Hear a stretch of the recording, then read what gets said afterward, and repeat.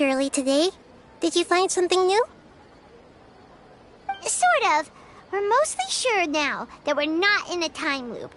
And we also aren't in the real world. But at the same time, we have a new question. Leaving the city. As far as I remember, you've mentioned your plans to do that twice before.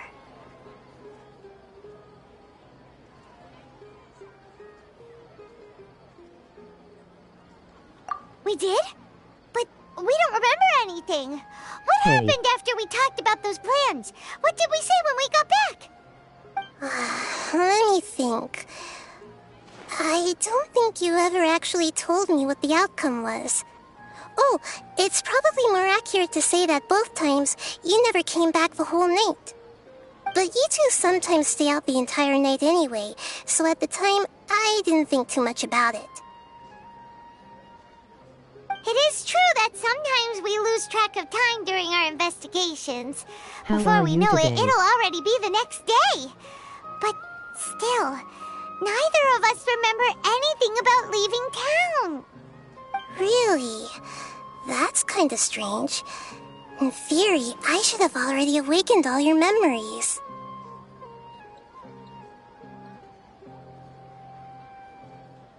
I'm doing good. How about you? Something here's definitely fishy. Let's get to the bottom of this tomorrow.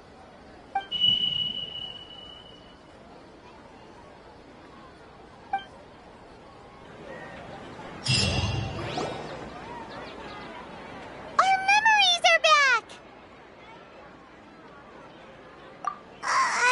About that... Well, where should Paimon begin?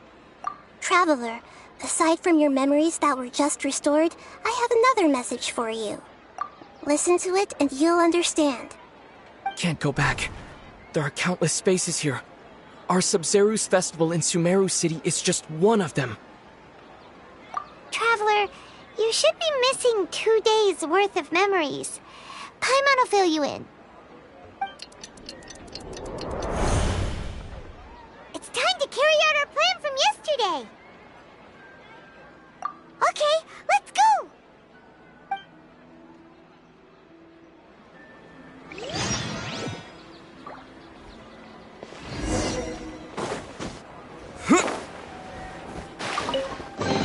Is this an answer from this world?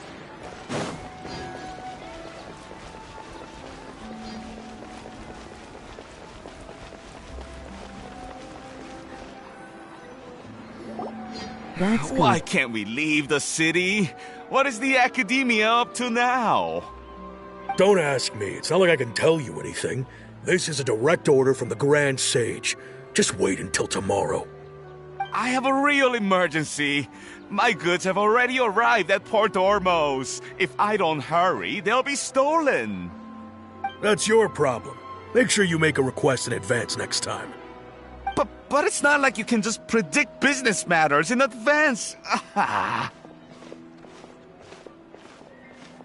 It looks like the Academia already announced a lockdown for Sumeru City today. How completely unsurprising. Let's go and question them. Hello, sir. Why can't we leave the city today? Here we go again. Don't ask me, I don't know either. We just received an order that no one is allowed to enter or exit Sumeru today. They didn't tell us anything else. Angering me won't get you anywhere. If I had that kind of insider info, I would have left this stupid post long ago. It looks like he really doesn't know. If we can't get anything out of him, let's take matters into our own hands. Why don't we climb over the walls? Those guards can't be everywhere at once. This is a good spot, and the guard hasn't noticed us at... Huh? Why? Are you going to leave Paimon behind?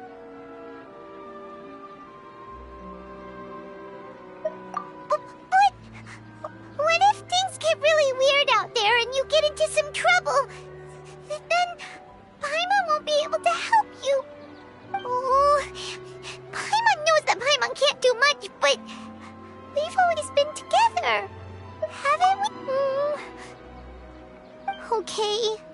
Paimon will wait for you. Promise Paimon that you'll come back as soon as possible. Just a quick look. And please, be careful.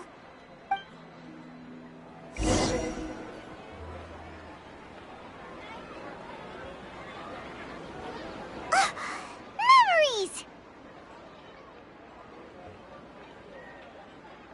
Traveler!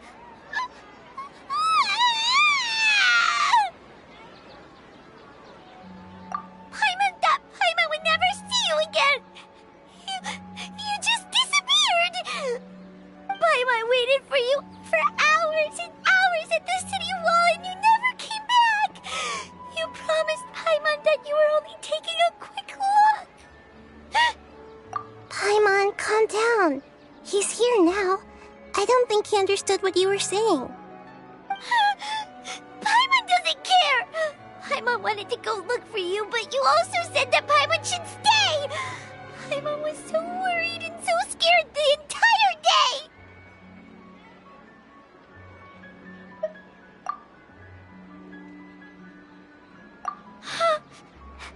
Okay.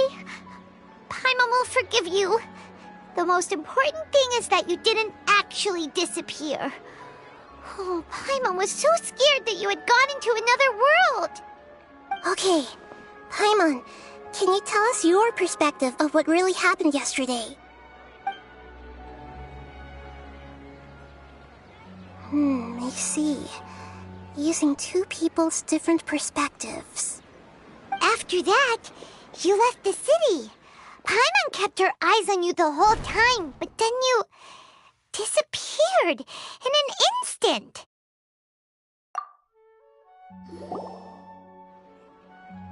No way! Paimon was watching you with the fullest attention. What's your perspective, Traveler? You sure you don't have any memory of this?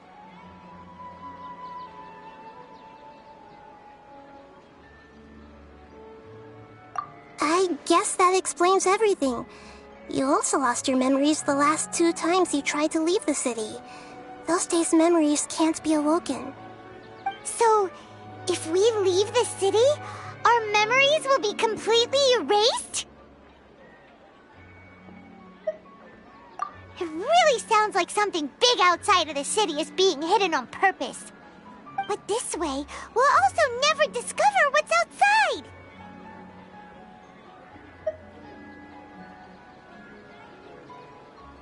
Something like a message? But how can we send it back? Don't look at me like that. I'm not used to being stared at. Well... Okay. You want something that can pass on messages, right? Give me some time and take care of Dunyar's out for me. Yep, now we're talking.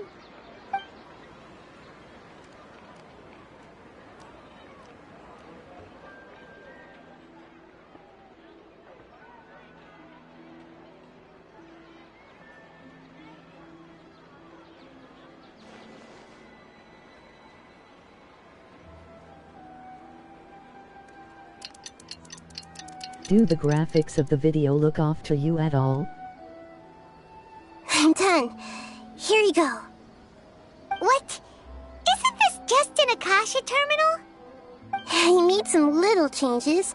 Akasha terminals are already capable of sending messages.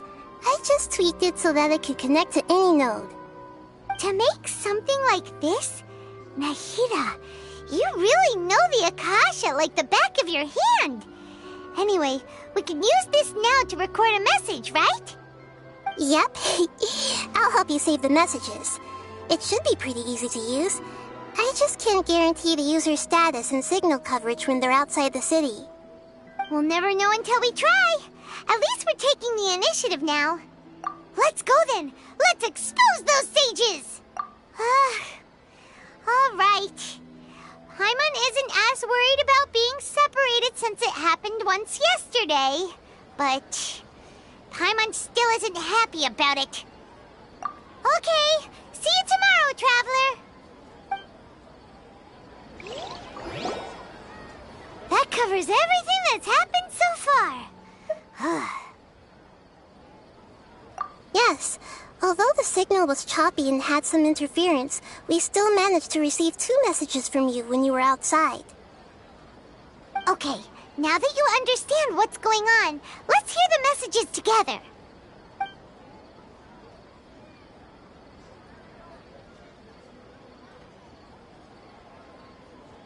Can't go back. There are countless spaces here. Our Sub-Zeru's festival in Sumeru City is just one of them. I've entered another space. Before me are flowing sandstone and howling fish. Impossible and surreal sights.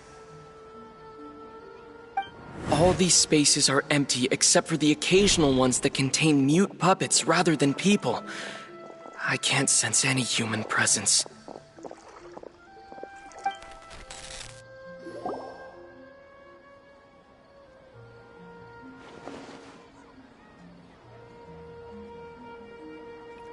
That's one heck of an info dump. It sounds like you left the Sumeru city space when you set foot outside of the walls. But everything looked completely normal when Paimon was looking out from the inside. That's unbelievable. And if we take your word for it, the other spaces all had very weird contents. There's another part here. We only received it last night. These spaces have been disappearing one after the other, absorbed by something like a sun in the sky. And now, even the final space has also disappeared. Behind me, a lot of spaces just appeared again from thin air. I get it now! Those spaces are actually...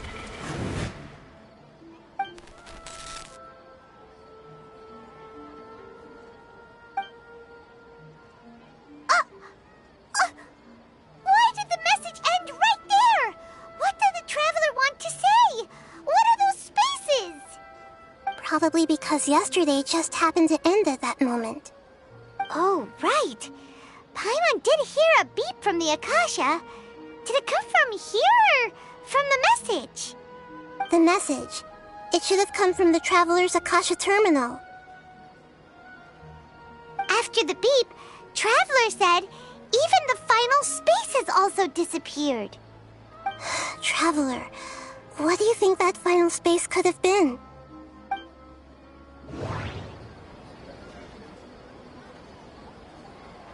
All the bizarre spaces I saw outside the city had one thing in common: a lack of human presence. Was that space actually the real world? But wouldn't a real space just randomly disappearing like that be catastrophic? That doesn't sound right. My impression is that each day in this samsara only ends at the sound of that beep from the Akasha. Oh, so that's what it is!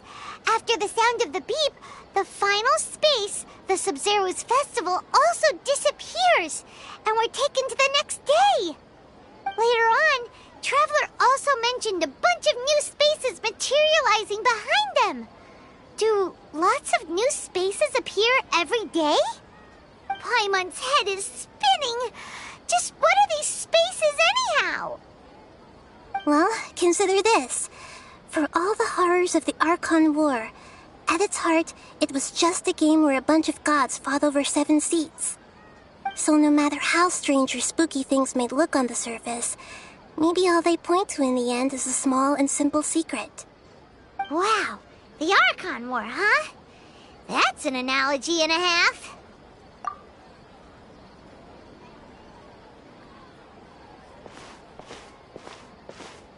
Hey, where are you going?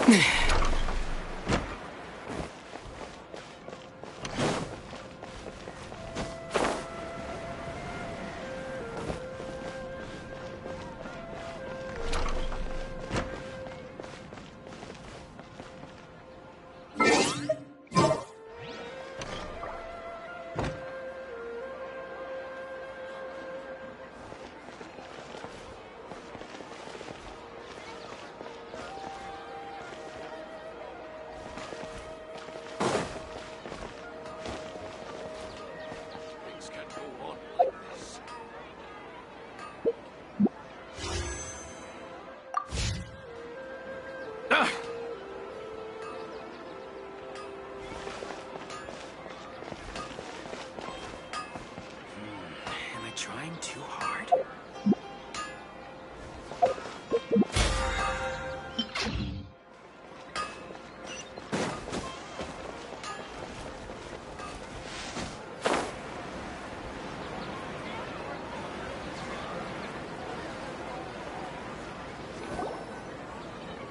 Do you want some alone time to think? All right.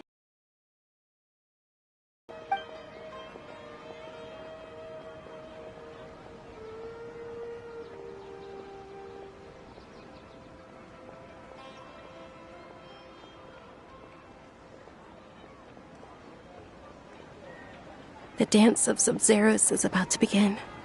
I'm going to go watch it.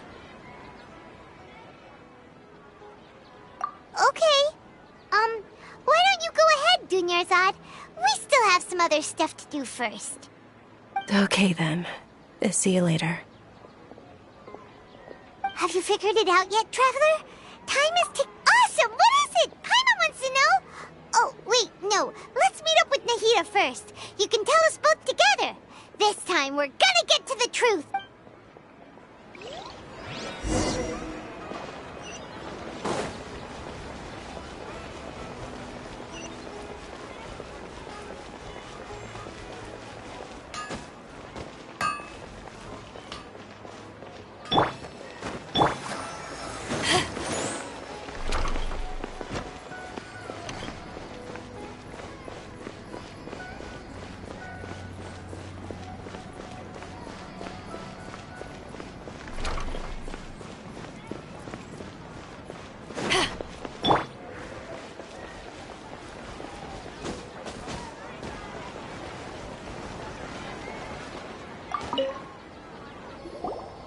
You're back!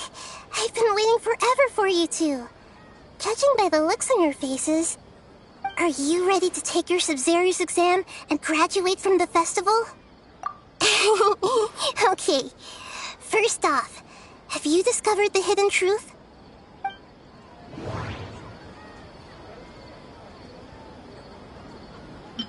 All the bizarre spaces I saw outside the city had one thing in common: a lack of human presence.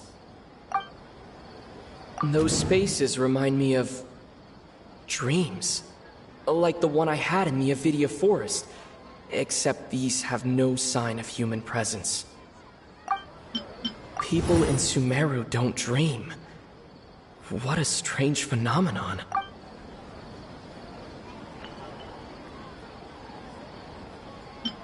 Those spaces remind me... That doesn't sound right. I need to carefully think things through. All the bizarre spaces... That doesn't sound right. I need to carefully think things through.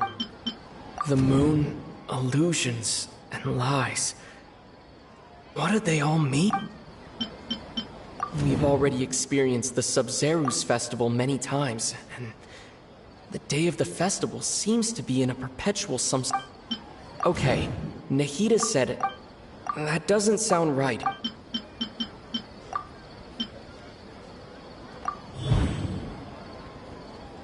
We are all in a dream. It isn't that the people of Sumeru don't dream. Rather, the Akasha is taking their dreams from them. People in Sumeru think they don't dream, but the truth is the Akasha steals their dreams without them knowing it. And those spaces with no human presence are stolen dreams without their host. That would explain why they sounded so weird when he was trying to describe them. Huh. So people in Sumeru do dream after all. In fact, we're all in one big dream together right now.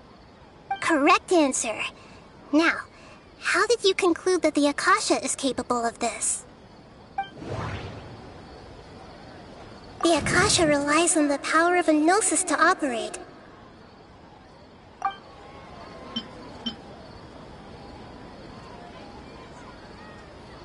It compiles the wisdom of the entire That doesn't sound right. It is the manifestation of the God of Wisdom's power. And it grants knowledge to the people. That doesn't sound right. I need to carefully think The Akasha relies... That doesn't sound... It compiles the wisdom... It is the Oh, okay. Those dream-controlling creatures in the forest also get their power from the Dendro Archon, right? That would explain why the Akasha has the ability to control people's dreams, too. But is stealing everyone's dreams really how the Akasha compiles their wisdom? Isn't there anything more to it than that? Dreams are fantastical, complex, and full of imagination. People's brains are the most active when they're dreaming. In other words, dreams are rich bundles of human wisdom. So, in other words, the complete opposite of how Hypatia understood it. Paimon remembers her saying that the sages think dreams are foolish delusions, and the fact that no one dreams is a blessing from Greater Lord Rukkhadevata. So it was all a dirty trick? The real story is that the sages from the Academia are using the Akasha to steal people's dreams for their own use, huh? Oh? By the sounds of it, you understand the current situation pretty well. So then, what about the Samsara? The beep is a prompt tone for Akasha operations. We still hear it every night, even though we removed our Akasha terminals. The Grand Sage said, "Go celebrate the birth of that god to your heart's content." My mind feels exhausted, even though We've already experienced the Sub-Zeru's festival many times. That doesn't sound... Those spaces kept disappearing before my eyes. But as soon as that beep sounded, many more spaces materialized. Those dreamscapes kept vanishing, but as soon as that beep sounded, more new spaces appeared. The beep is a prompt tone. That doesn't sound right. That doesn't sound... We've already experienced... That doesn't sound... My mind feels...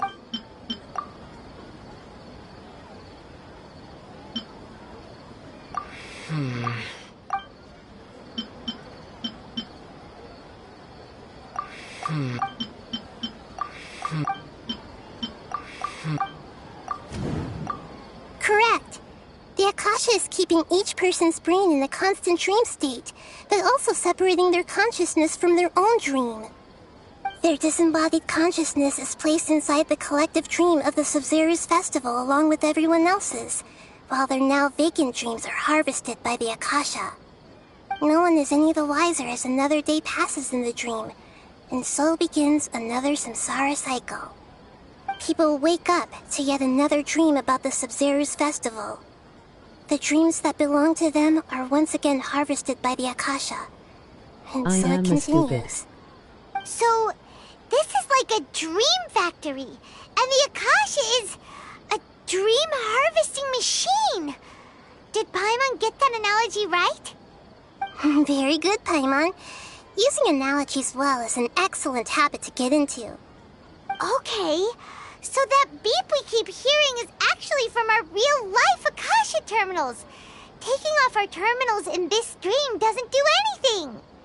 Alright, last question. Who am I?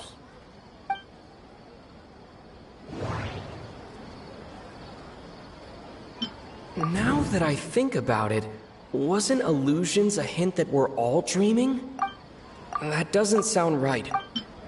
Now that I think about it, wasn't illusions hinting at the sage's deception of Sumer? They say that alchemical divination is the Dendro Archon's divine revelation. So then, if Nahida has So you noticed. I thought that one would be the hardest question. That's why I put it last. That wasn't hard at all. Even Paimon guessed that. Everything about you is different. We just didn't want to expose you is all. Now that you mention it, Nahida, you've been hinting to us since the very beginning. It's funny. Thinking back to when we were asking all over the place for info about Lesser Lord Kusanali, Paimon didn't expect to meet you like this.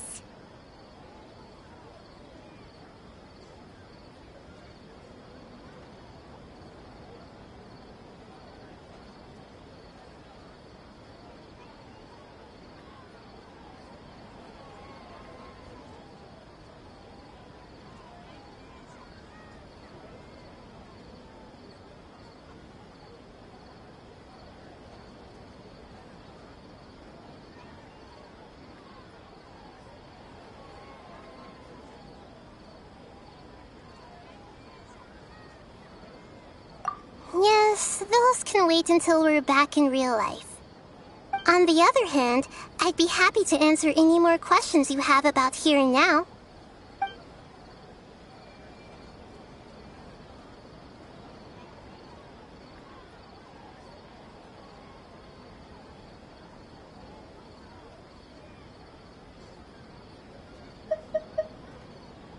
I know, right? Why did they have to base this dream on my birthday? Could it really just be a coincidence? Even you don't know the reason? Wow, now that's strange. The Academia sages are determined to harvest lots of dreams in a short time, no matter the cost. They have to be up to no good. Unfortunately, I don't know anything about it. Traveler, do you have any information?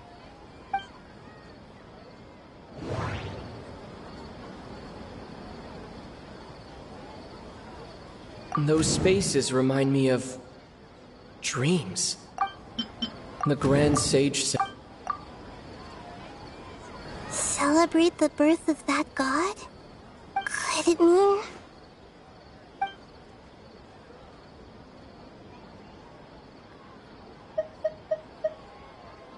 deceiving the people of Sumeru with no regard for their safety?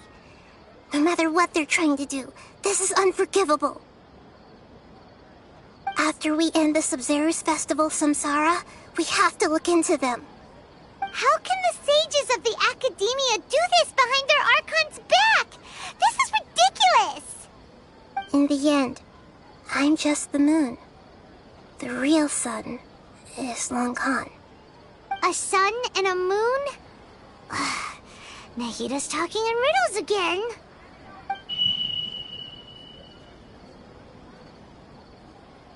Oh, we're out of time today! I'll tell you how to break free of the samsara tomorrow. See you then.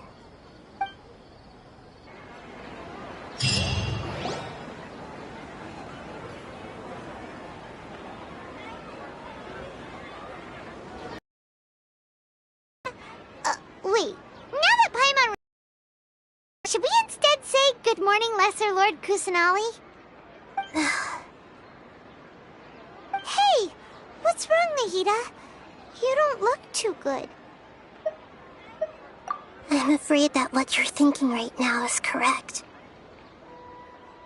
Did Dunyarzad already disappear?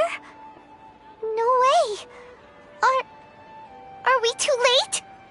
The real Dunyarzad's consciousness has indeed disappeared. It can no longer endure the constant dream harvesting.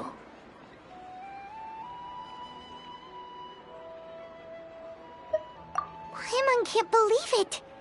Wait, so what about that other Dunyarzad? Just what is she? Is she also going to disappear? She's actually something like a puppet, but not completely. The real Dunyarzad's consciousness could no longer keep playing her role in this dream. So another Dunyarzad appeared to replace her in the dream. Just like the grass and the trees, that Dunyarzad is just a building block of the dream that helps to keep it going. But personality-wise, she's nothing like the real Dunyarzad. Puppets are stiff, and can't copy a living person's vitality. After all, they're just there as filler. You know, speaking of which, the old Dunyarzad might not have been too different from a puppet. Dunyarzad truly believed that she met you within her consciousness, and it was you who inspired her. So you do remember her after all. Yes. Back then, her family was overly protective of her. No one cared about her personality or thoughts. It was as if she only lived to stall her Elazar. I just gave her a little wisdom so she could look at life in a new way. So that she could be her own person. But even so, she's still...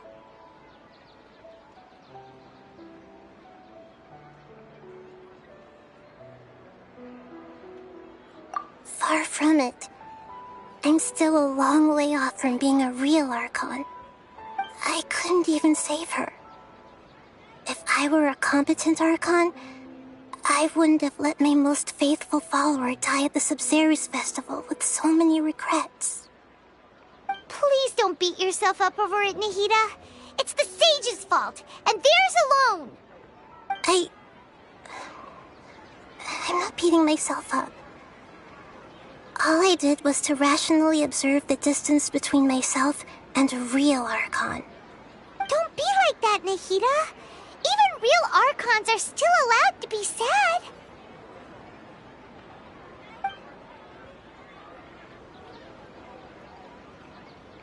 To prevent more tragedies like this, we must end the samsara as soon as possible. Great, but how do we do that? Although the Sub-Zerus Festival dream is under the Akasha's control, only humans can dream.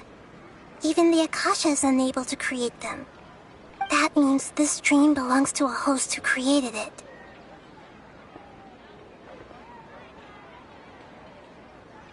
Huh? So, how should we find that person? Well, if this is someone's dream, then everything here must come from deep within their consciousness. Which means, with the power of imagination, they can change anything in this dream. Imagination? What do you mean by that? Imagination means breaking through what you perceive as normal. Like when a server at a tavern brings a plate to you, you'd naturally assume that food is on it. However, if you're the dream's host and you become aware that you're dreaming, when you imagine gold and more on the plate, the dream will respond in kind, and the server really will bring you gold and mora. But right now, our host is unaware that this is a dream. No matter how many times they're served, it will always be food. Find some way to make that person realize that they're dreaming. Usually, once that happens, the person will wake up and the dream samsara will be broken. How are we going to find them, though? If it could be anyone, it'd be like looking for a needle in a haystack. And even if we did find them, how are we supposed to make them realize they're dreaming? After all, like you said, don't wake a sleepwalker. It's extremely difficult, yes. But the only ones who can do it are you two. Remember, everything you've achieved up to this point has all been for the sake of finding the host and ending the samsara. As for me, during this time, I'll be out of town. Out of town? Are you going to that place full of dreams where the Traveler went? Yes. I want to try something. There must still be a small wisp of possibility. Hurry and go. Dreams are supposed to be fantastical, romantic, and full of pleasant surprises. Unnecessary things like this samsara need to end. Paimon's still a little upset that we've come this far only for Dunyarzad to... She was such a good person, with such a simple wish. But yeah, saving Dunyarzad is what kept us going this whole time. But we mustn't lose hope, Traveler. Dunyarzad would definitely want to see us save everyone else. So let's break the samsara for her sake. Paimon's wondering, do you think the sages would get one of their own to be the host of this dream? Feels like it would be easier to control it that way, no?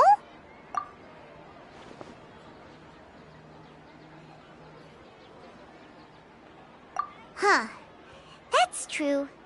Plus, the sages probably weren't counting on there being other factors beyond their control, like Nahida and us.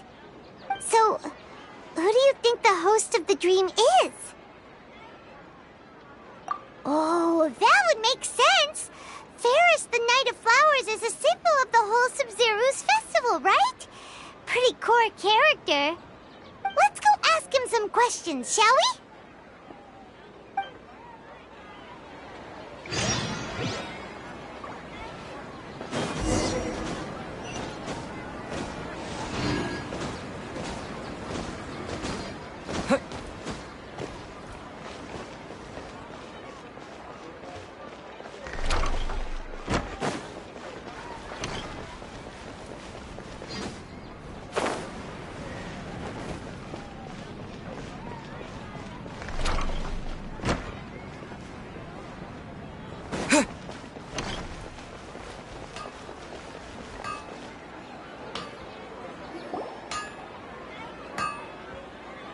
You're back.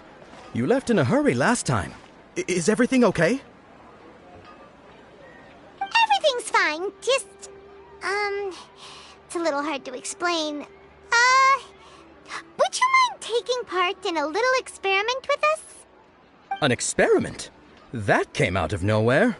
I'm listening, though. What do you need me to do? Could you make a wish? You want me to make a wish? Is that a new Sub-Zero's festival tradition or something? Less questions, more wishing! Okay. My wish. Okay. I'm a little nervous saying this out loud, but I want Miss Dunyarzad to be happy. Oh. I noticed earlier that she looked a bit down, and she wasn't really talking to anyone. She just doesn't seem like herself. She's always so gentle and kind, and all the kids love her. I've also wondered if the reason she asked me to be Fairest Knight of Flowers is because I'm special to her, or something. So, you have a crush on Dunyarzad? Oh, is it that obvious? After what I just said, I guess it is. When she placed the hat of the Knight of Flowers onto my head, she said to me, I want everyone to have a happy Sub-Zero's festival. What she didn't realize was that I'm not that interested in how everyone else feels. In that moment, I just wanted to be her Knight of Flowers for the rest of my life. 50 years, 100 years, I'll serve her till the end of time.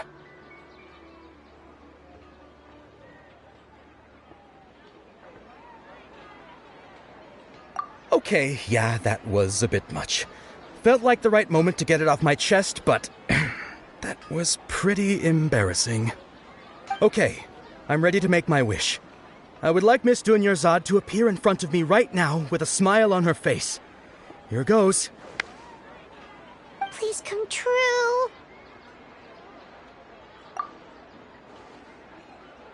I'm gonna open my eyes.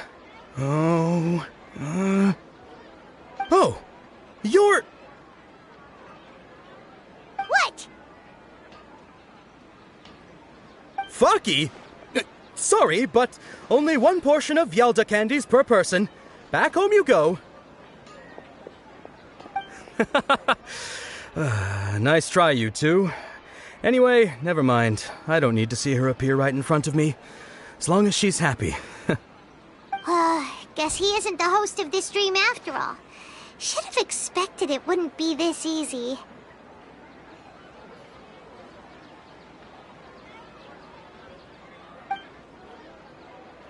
It seems like everyone who knows Dunyarzad loves her, but none of them has any idea that she...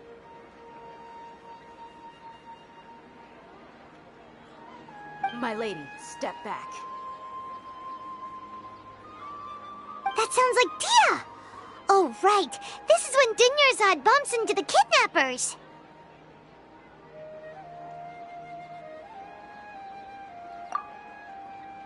Huh?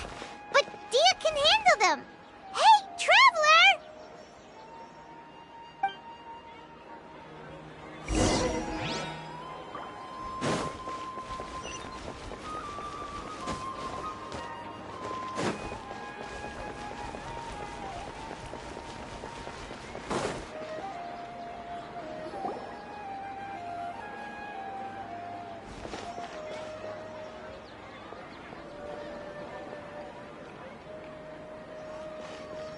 Oh, it's you. Great timing. Please take... Hey, this is my job. The homie Yannis pay me, not you. You... fine, alright. Knock yourself out. Why are you so worked up anyway? It's not like I don't trust your fighting skills. Anyway, watch yourself.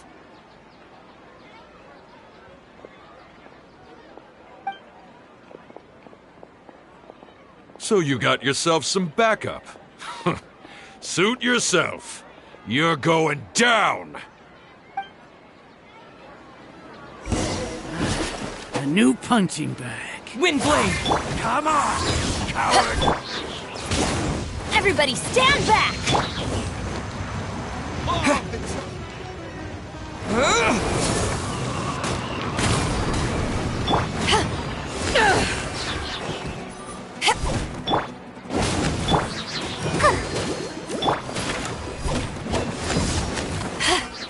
No more tricks up your sleeve. You want Following this orders. one? Let's light it up!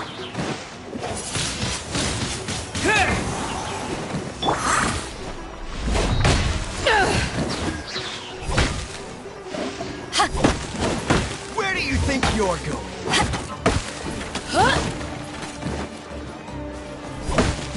I'll...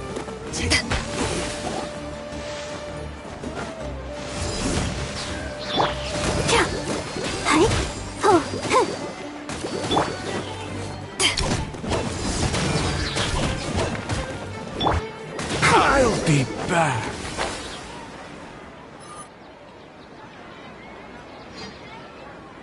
Traveler, were you just taking your anger out on those guys? You and Nahida both. Dunyarzad wouldn't want to see you two like this. Oh, and speaking of her, Paimon just remembered something. Remember how during the first Sub-Zero's festival, before the Samsara started, we came here with Dunyarzad because she wanted to pick something up? She said it was because she had forgotten something. Okay, so Paimon's memory is working so far. Anyway, Paimon also remembers that she is staying somewhere around here. She pointed it out to us the night before the Sub-Zero's festival. Yeah, even if it's only a tiny clue, it'll probably still help us more than this needle in a haystack search.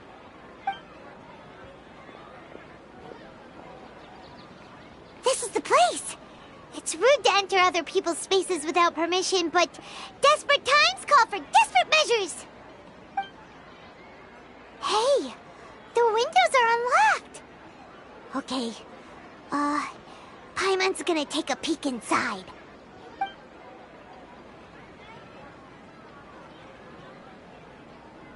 This was only a temporary residence, so there was pretty much nothing inside except this book on the table. Should we open it?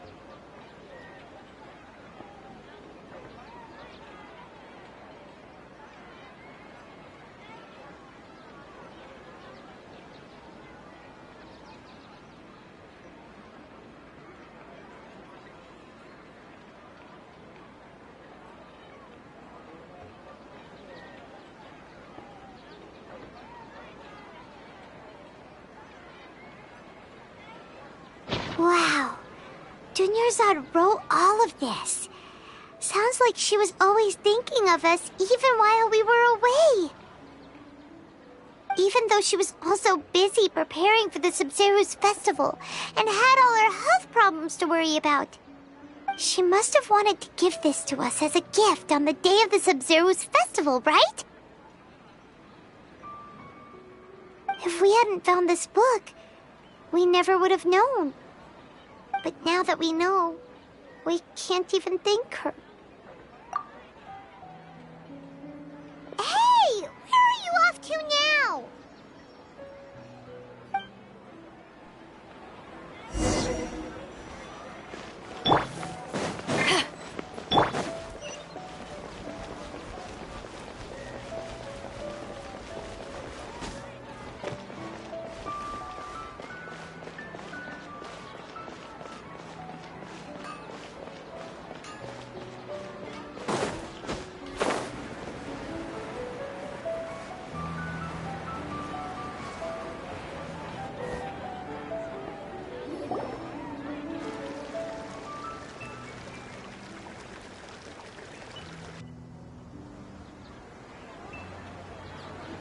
It's Dunyarzad's puppet.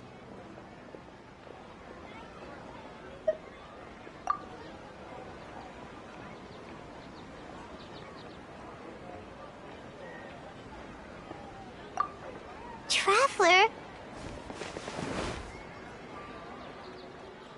You must be exhausted. Come to think of it, we've been stuck in this place for a really, really long time. Heck, even the last time we were chatting happily with Dunyarzad feels like an eternity ago.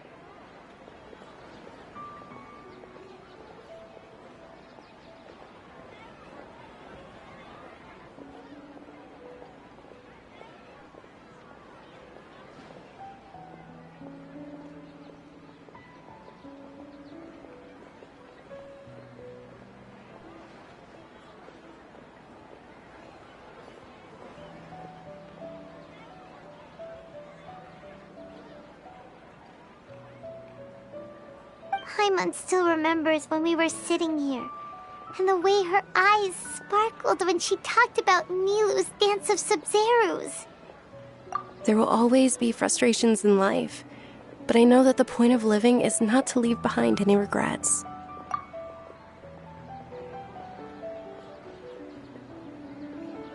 That was what the real Dunyarzad said, wasn't it? Does that mean... Yes, Traveler. What is it? Oh, so she's still just a puppet. But just now, how come... What? Where are we going this time?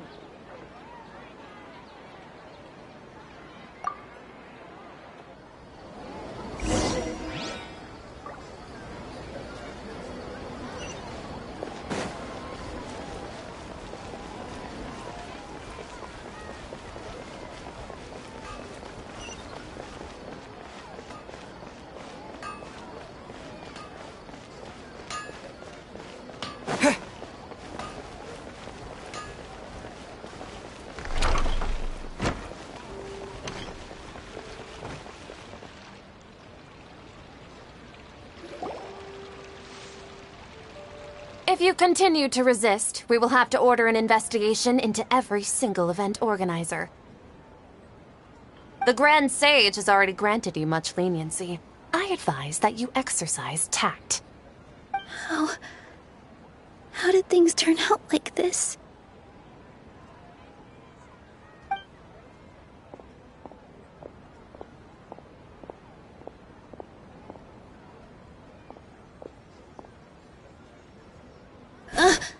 Traveler?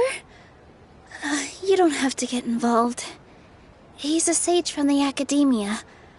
I don't want to drag you into this. Traveler? Traveler?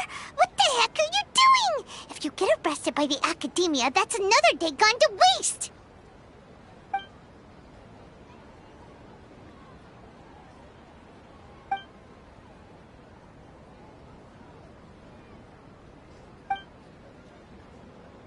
Wait, they're not reacting. Have they been scared stiff? Oh, of course! If this is the Sage's plan, they wouldn't put themselves through this.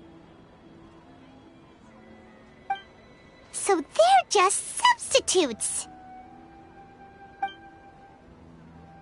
What is this? What happened to the Grand Sage and his entourage?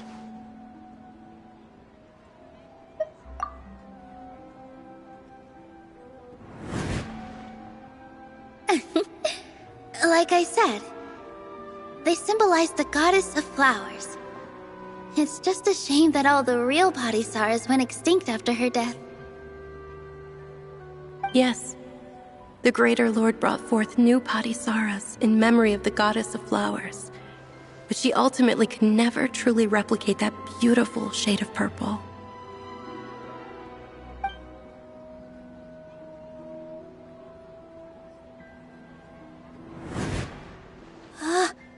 That beautiful shade of purple. Aren't these flowers real Padisaras? Just like the ones from the legend? I didn't even notice. Dunyarzad, did you find these? But didn't you just say all the real flowers went extinct after the goddess of flowers passed away? So, how? Yeah. What's going on? Huh? You guys are acting...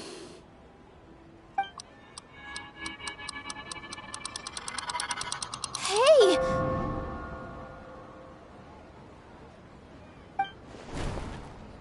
They disappeared! So Nilu's the host! What a surprise! Purple Padisaras don't exist in the real world anymore! But in Nilu's subconscious, they can appear as decorations on the stage! It's just like the example Nahida told us. People assume there will be food on a plate, and Nilu assumed there would be real Padisaras in the flower pots. So when you saw the flowers, you instantly knew it was Nilu? But if we want to end the samsara, we need the host to become aware that they're dreaming. How should we make Nilu realize that? Am I dreaming? Huh? So I'm right. Is this Lesser Lord Kusanali responding to our celebration of the Sabzeruz festival? Wrong guess, but you aren't completely wrong either. The point is, what made you think this is a dream? As far as you know, people in Sumeru don't dream, right? Yeah, but have you heard the tale of the first sage? To prevent a calamity, he went on a journey to find the Dendro Archon. Ooh, sounds familiar. Dunyarzad told us a story like that when we first arrived in Sumeru City. So it was about the first sage, huh? Yep, but in the part you heard, he hadn't become the first sage yet. There's more to the story.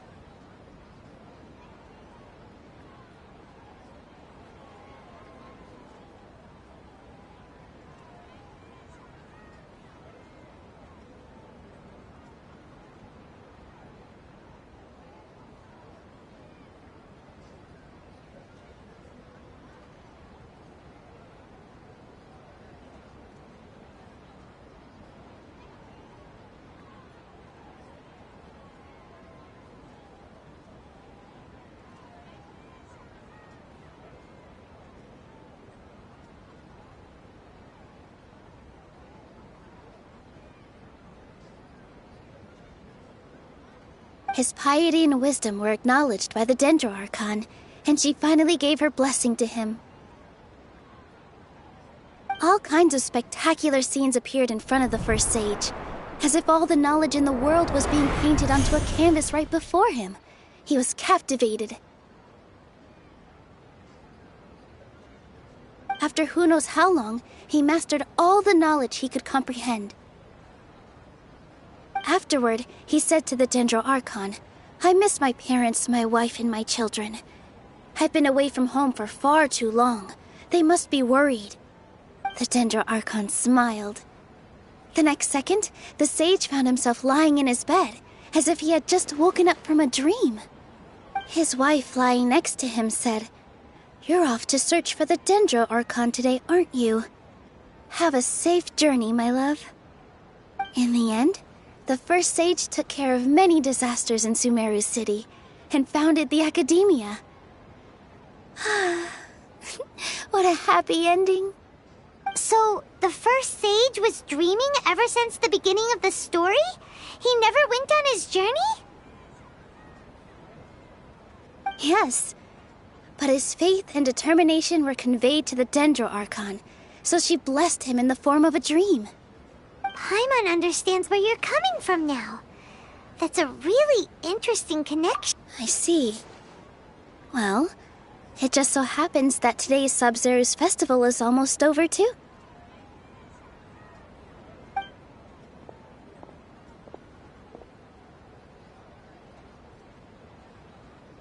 Since we're in a dream, let's make this final dance of Sub-Zero's as beautiful as we can.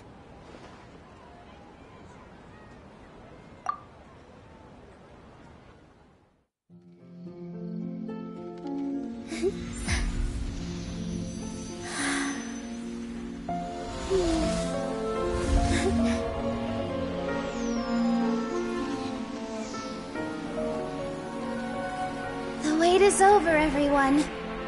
I dedicate this to our god, the Dance of Sub-Zeros.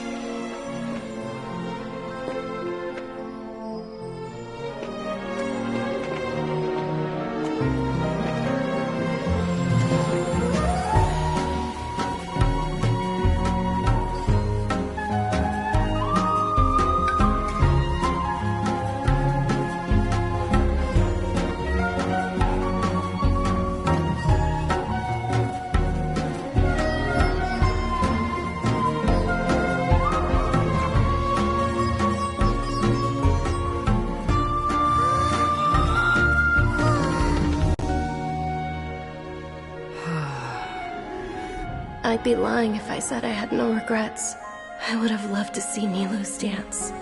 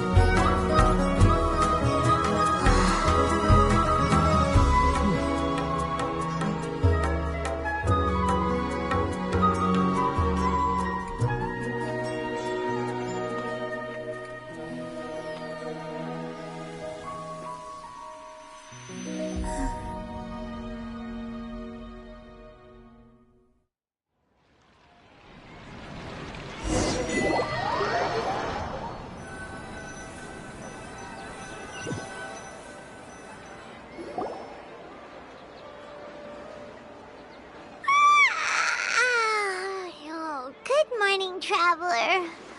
Oh, Paimon feels like she's been asleep for the longest time. Paimon's head feels super heavy. Did we oversleep? Do you even remember going to sleep last night? Paimon thinks it was after the Sub-Zero's festival. The Sub-Zero's festival! Have we finally escaped from the Sub-Zero Samsara? Quick! Take off your Akasha terminal!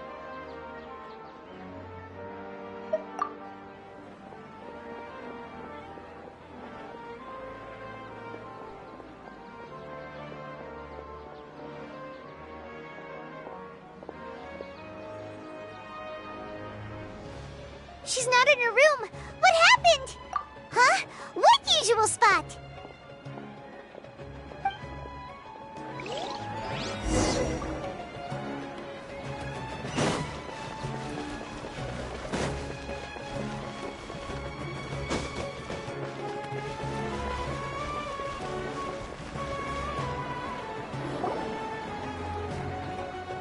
Well done, Traveler and Paimon. And thank you, Dunyarzad, for organizing the Sub-Zero's festival for me. I'm sorry, who are... Dunyarzad! You're okay! Oh, don't scare us like that!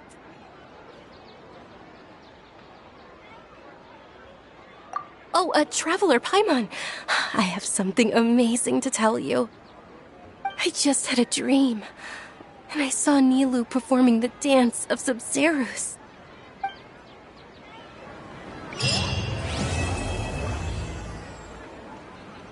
Hi. Skipping some comments. How are you today? I'm doing good. How about you? I am good. That's good. Do the graphics of the video look off to you at all? I am a stupid.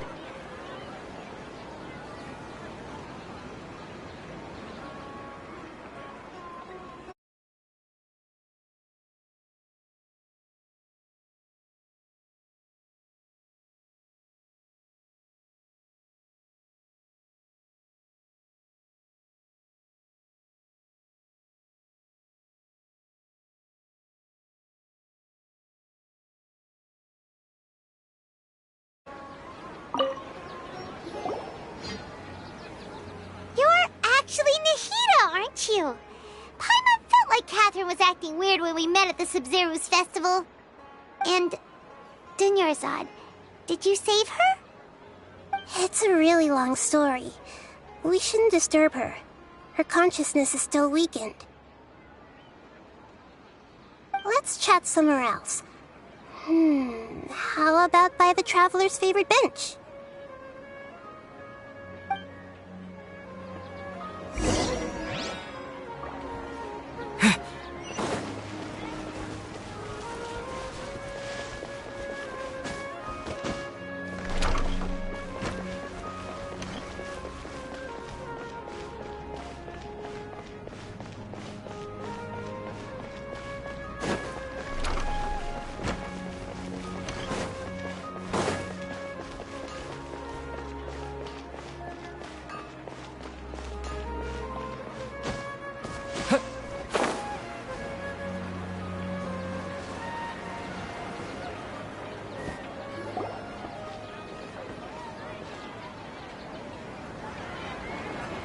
Let's talk about Dunyarzad first. It's such a relief that she's all right. After we parted on the last day of the Sub-Zero's festival, I left the city and saw what the Traveler had described. Among the countless dreams, I found one that was growing fainter and fainter. This proved my suspicion. Once Dunyarzad could no longer bear the Akasha harvesting her dreams, her consciousness began to dissipate. But this also meant it escaped the Akasha's control. Such a small fragment of consciousness can't last for very long, though. It will return to its original dream, where both will gradually fade until they completely disappear. I used all the power I had to keep her dying dream alive as long as possible, but it still wouldn't have lasted for much longer if it hadn't been for you two breaking the samsara. So it looks like we did manage to save Dunyarzad in the end. And not a moment too soon. Huh? Why are you two smiling so happily? I thought you'd be so moved that you'd start crying. I need to spend more time observing human emotions. Both are fine. Everyone reacts differently. All right. You two must have a lot of other questions for me, right? After all, you saved my faithful believer. As your reward, I will answer any and all questions. At the Avidia Forest, there was this incense that made the traveler fall unconscious and dream of a huge tree and a red sky. You also heard someone's voice, right? It said world and forget me. Yeah, so you do know! We've been wanting to ask you what that was about, and if the red sky was related to Conria. It seems like the traveler established a connection to Irminsul. That was a message left by Greater Lord Rukkhadevata's residual consciousness in Irminsul. Perhaps her last memory before she died. As you two probably know, Greater Lord Rukkhadevata disappeared after the disaster in Conria. The timings of these events do line up, so your suspicions are reasonable. A message from Greater Lord Rukkhadevata? We thought it was from King Deshret. King Deshret? That god who died even longer ago? Some present-day desert dwellers still worship him. You probably just heard some of their conspiracies. Okay, so what does the message mean?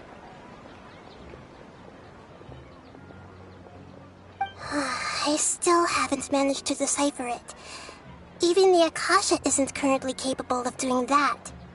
Greater Lord Rukkhadevata's residual consciousness in Irminsul seems to be contaminated with something that has a very dangerous aura to it. Many devoted scholars go mad as soon as they connect their consciousness.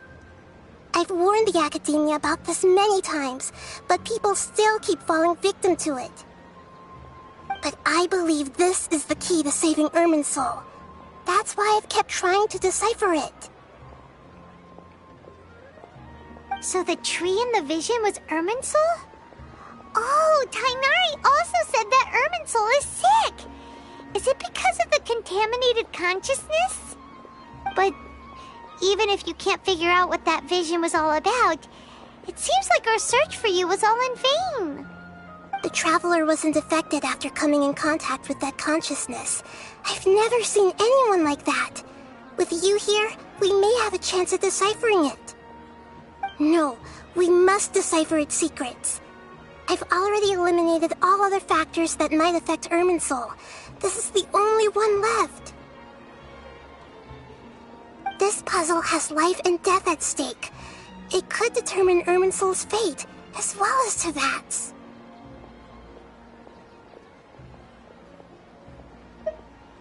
To be accurate, I'm using the Akasha as a medium to occupy Catherine's consciousness. How did you do that? Poor Catherine. Does this mean you can also occupy other people's consciousnesses? Theoretically, I can enter anyone's mind as long as they're wearing their Akasha terminal. The Akasha is the legacy of Greater Lord Rukkhadevata. As Lesser Lord Kusanali and the first Akasha terminal, my consciousness has always been linked to the Akasha. I've always respected my people's free will, so I've never actually occupied their consciousness. When necessary, I just borrow this bionic Snezhnayan puppet. Hold on. Did we just learn some deep, dark secret? So Catherine is... No wonder Paimon felt something was off about her. What about your own body? Why do you need to borrow other people's? Don't you live in the sanctuary of Surasthana? That story begins a long time ago. After Greater Lord Rukkhadevata disappeared, the sages found my newly born self and took me back to Sumeru. At that time, I was young and weak. The sages kept me in the sanctuary of Surasthana, ostensibly for the sake of protecting me. But I've hardly heard from them since. However, I do understand that they had hoped to find Greater Lord Rukkhadevata instead of me, a symbol of her passing. So, the sages basically put their new Archon under house arrest? How dare they! Why don't you teach them a lesson, Nahida? In some ways, they aren't wrong. Greater Lord Rukkhadevata was omniscient and omnipotent. Even after her death, the Akasha is still empowering this nation. And I'm still really far away from being able to call myself the God of Wisdom. Moreover... Yeah, you got a lot of believers. Just look at the Sub-Zero's festival. Everyone who showed up truly loves you. Thank you for the kind words.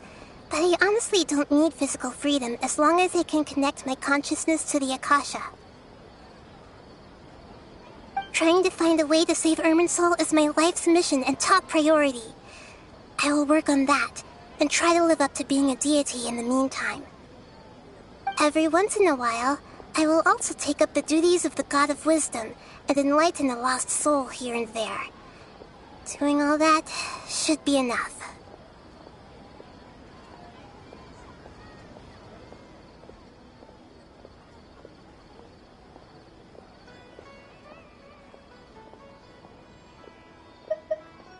There's never been any big problems with the Academia's governance of Sumeru.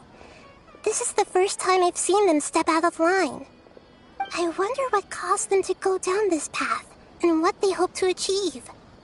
Even though the city's residents haven't noticed anything strange, if the Traveler hadn't broken the Sub-Zero's samsara, the situation could have become dire. I tried to do some investigating in the Akasha, but I couldn't find anything suspicious.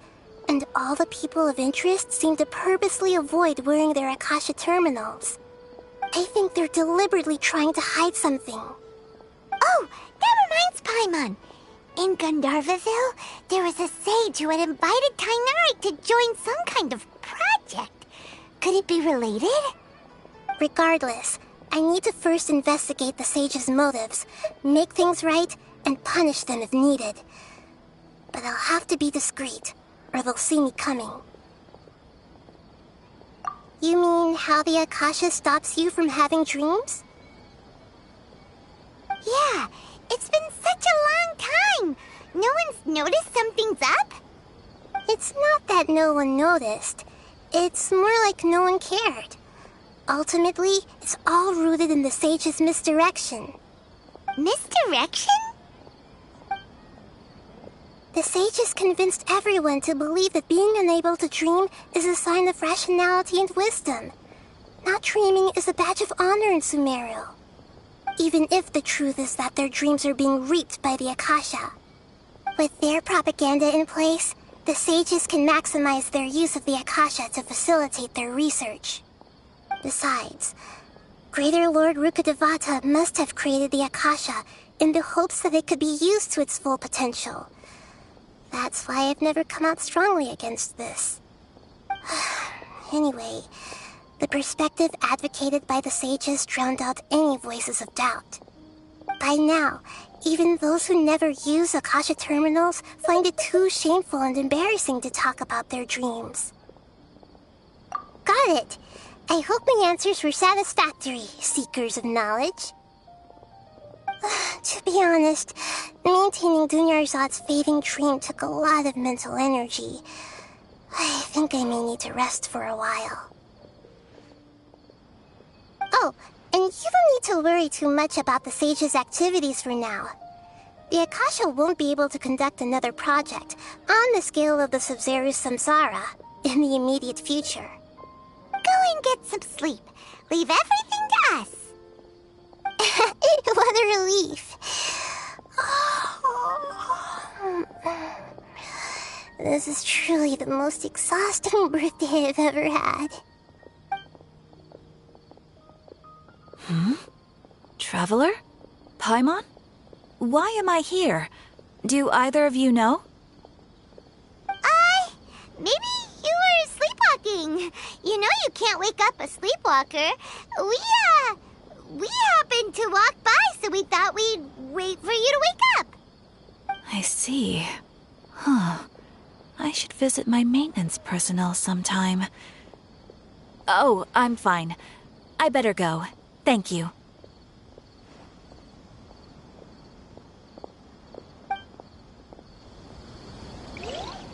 We've spent quite some time in Sumeru City, but ever since we last said goodbye to Lesser Lord Kusanali, we haven't heard anything from her.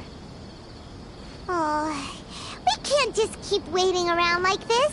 Let's go find Catherine and pick up some work so we can at least keep ourselves busy.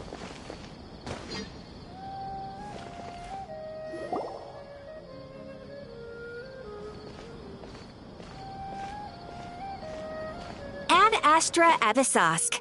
We meet again, you two. Hi, Catherine. Do you have any commissions for us today? Commissions, huh? Let me think. Oh, how about this? Please attend the Academia's Academic Symposium this afternoon and recite a love poem on stage. Wait, say what now? And if possible, please also use your camera to capture the reaction of the audience upon finishing the poem. Huh? What kind of commission is that? I see.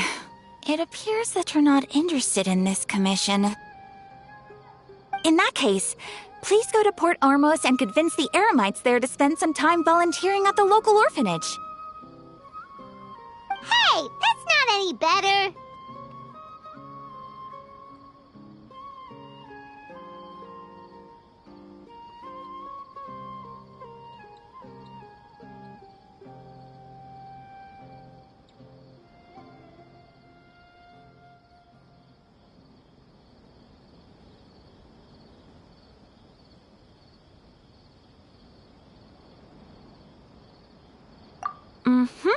I'm sure the mercenaries will have some interesting reactions as well.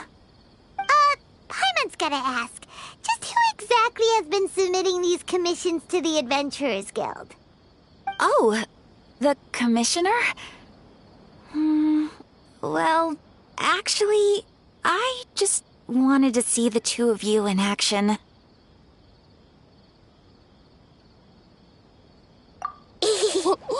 Was it so obvious? I was hoping you would actually take one of those commissions. That kind of chance to observe humans doesn't come by often. Ah, so it's Nahida. Paimon just knew Catherine wouldn't crack those kinds of jokes. When did you get into her head? From when she said, Ad Astra Abisask. So it's been you this whole time? Are you done resting up, Nahida? Yes. I've been sleeping ever since we parted ways, and I even had a really, really long dream.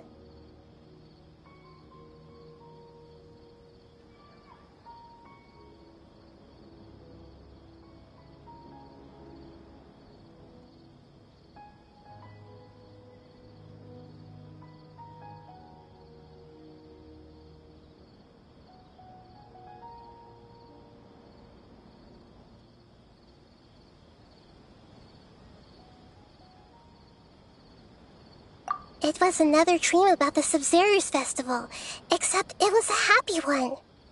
In my dream, I was sitting in the middle of a flower terrace, and everyone in Sumeru City was holding hands as they danced in circles around me.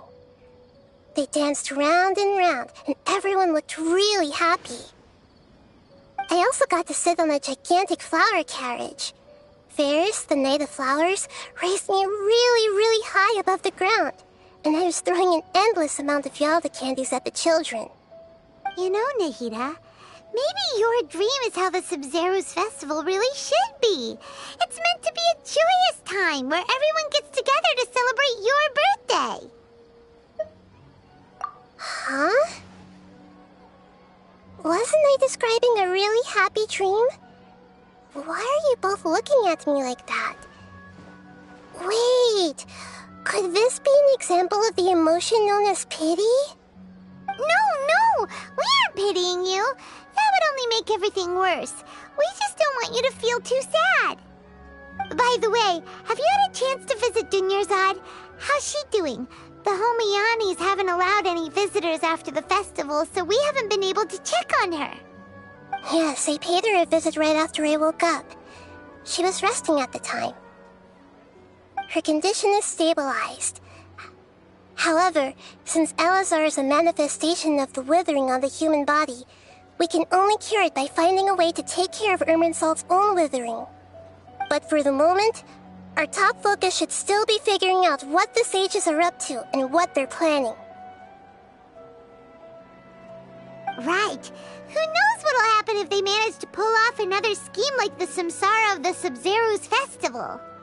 So our first priority should be investigating and putting a stop to the sage's activities. As for how we should pull that off, let's discuss it somewhere else. There are too many adventurers around here. Oh, good point. Sorry, adventurers. We're gonna be borrowing Catherine for a little while.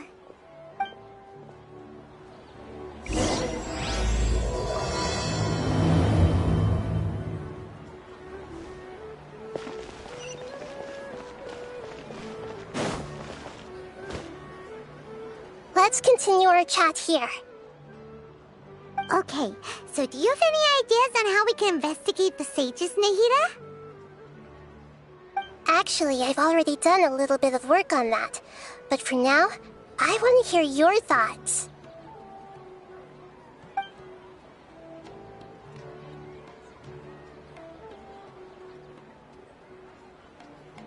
I've already tried that.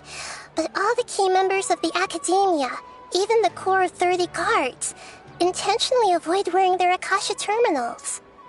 It seems that from the very beginning, they've been guarding against info leaks from the Akasha. Of course, it could also be because they're wary of me. Have you already caught the sage's attention? I'm guessing not yet. But distrusting me would make perfect sense if they've ever paid attention to the urban legends about me. In any case, I probably can't take over their minds directly.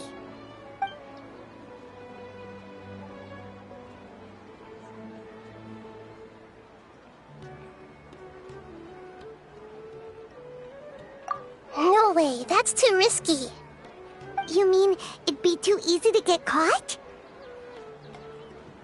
No, it's not that. We shouldn't involve innocent students in this. A single mistake could completely ruin their lives. Doing that would be ignoring the safety of my people for my own selfish goals. How is that any different from what the sages are doing? That's a good point. Spoken like the god of Sumeru.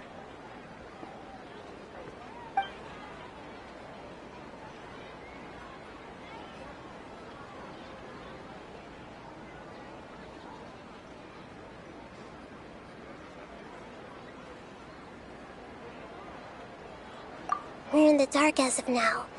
Since we still don't know anything about their goals, any rash move could tip them off and lead to terrible consequences. After all, every person in Sumeru City is one of their hostages.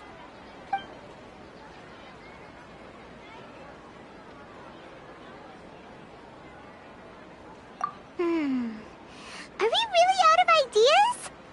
Nahida, you're super smart, so you already have something in mind, right? Don't keep us in suspense. Spill the beans already. According to a popular theory from the Vahumana Darshan of the Academia, rejecting impractical motions at the beginning of a planning session will give more weight to the actual proposal. Okay, but aren't you the god of wisdom? You don't have to use that kind of gimmick to make us take your ideas seriously. Well, I've been thinking that if I can't directly possess the leaders, and if I can't get ordinary people involved, then I should find someone who's already involved, but hasn't decided to side with the sages. You're saying we should recruit a spy? That does sound like it could work. Oh, before coming back, we met someone named Alhaitham. He seems like he acts alone, and he likes doing stuff behind the Academia's back. They probably aren't in cahoots. Actually, I already have someone in mind. Do you still remember that female scholar named Setaria? Setaria. Paimon remembers now. Isn't she the one who's always trailing behind the Grand Sage of the Academia? We ran into her basically every time the Sub-Zero's festival repeated itself. You could even say we're old enemies by now. Paimon still remembers the smug and mean way she always spoke to Nilou. I've always liked observing all kinds of people, and Setaria has always stood out from the crowd. She was born in the desert and was hailed as their greatest genius. Her academic gifts allowed her special admission into the academia and also gave her the opportunity to serve as the sage's assistant. Oh, Paimon didn't know she was from the desert. She must be pretty special then. Paimon feels like most of the desert dwellers around the city are working as mercenaries. The name Setaria means star. When she lived in the desert, she shone like the brightest star in the night sky. Later on, she was chosen by the sun. The star was given a place in the daytime sky to complement the sun's dazzling light. Soon after, the star witnessed the sun scorching the earth, which brought forth many disasters. The star began to waver.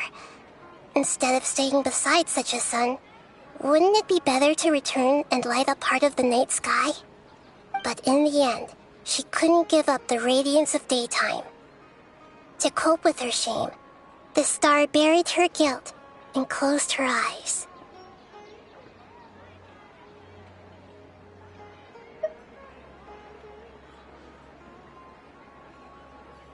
From the sound of it, Setaria's just hung up on the research opportunities here. But she doesn't really support the academia. She still feels guilty about not doing more for the desert, right?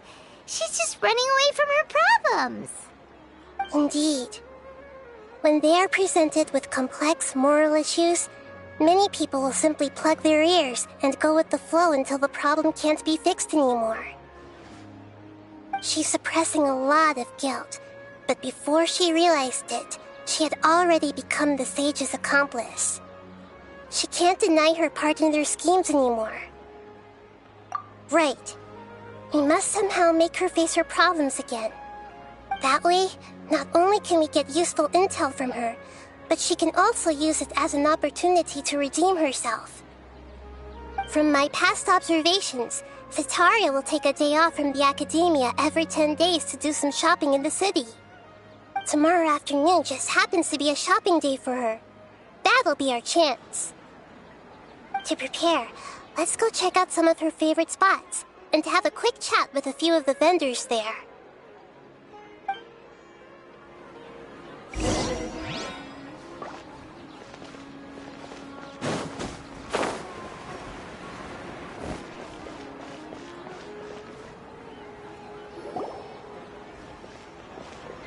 This should be Setaria's favorite fortune-telling spot.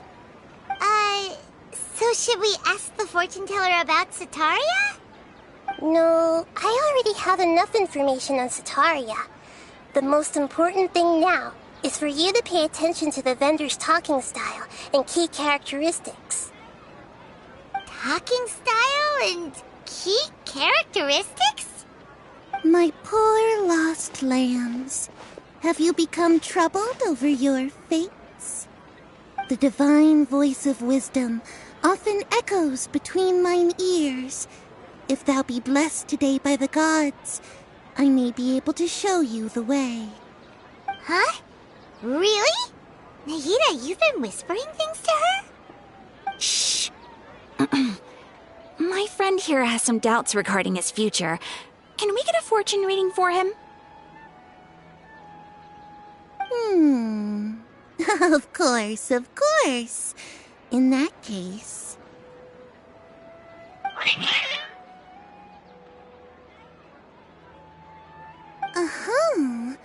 It would seem that Harut and Marut are quite wary of you. Perhaps, at some time in the past, you have somehow offended the gods. Only mocking the god of Animo, questioning the lord of Geo's financial savviness, and brawling with the god of Electro. Do those count? Oh, nothing. Go on, pick an aspect for her to divine.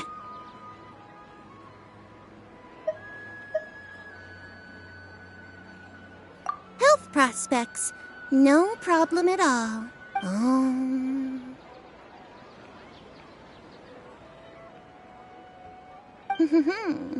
The gods have spoken. The truth shall be revealed. Your life shall continue on For... Huh? Many tens of thousands of years? Impossible. Harut, Marut, did you two spoil my divination? I've never read a fortune so absurd.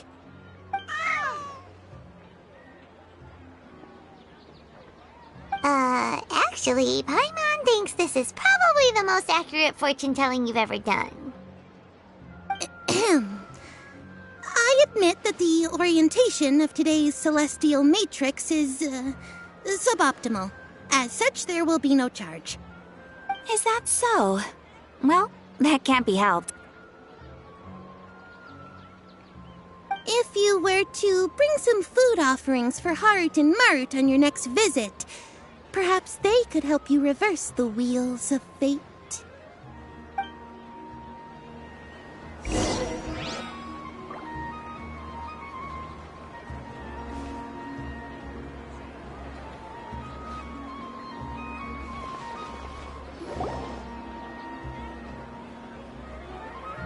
Is this another one of Sataria's favorite stalls? Yep. It belongs to a king.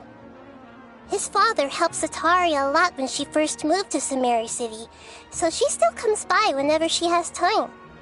When I start talking with him, listen carefully to the details of our conversation. Ah, dear customers, would you like to look at some pottery? We caught wind of your great craftsmanship, so we specifically came to take a look. Oh, I recognize you. Aren't you Miss Catherine from the Adventurers Guild? Sounds like I'm in for some big business.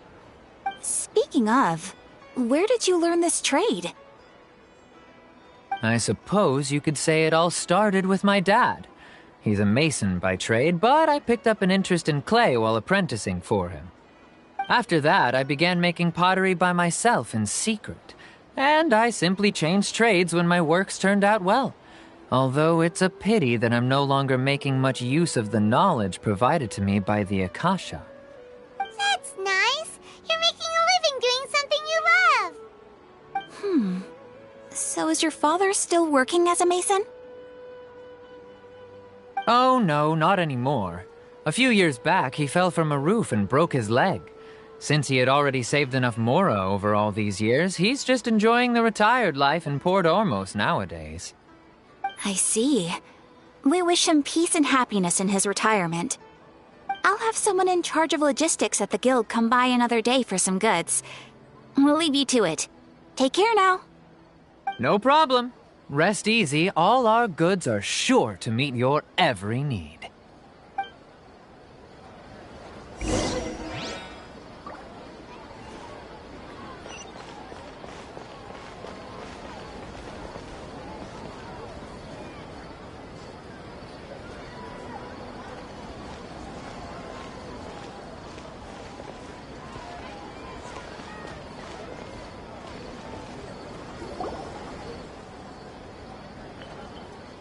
This should be our final stop.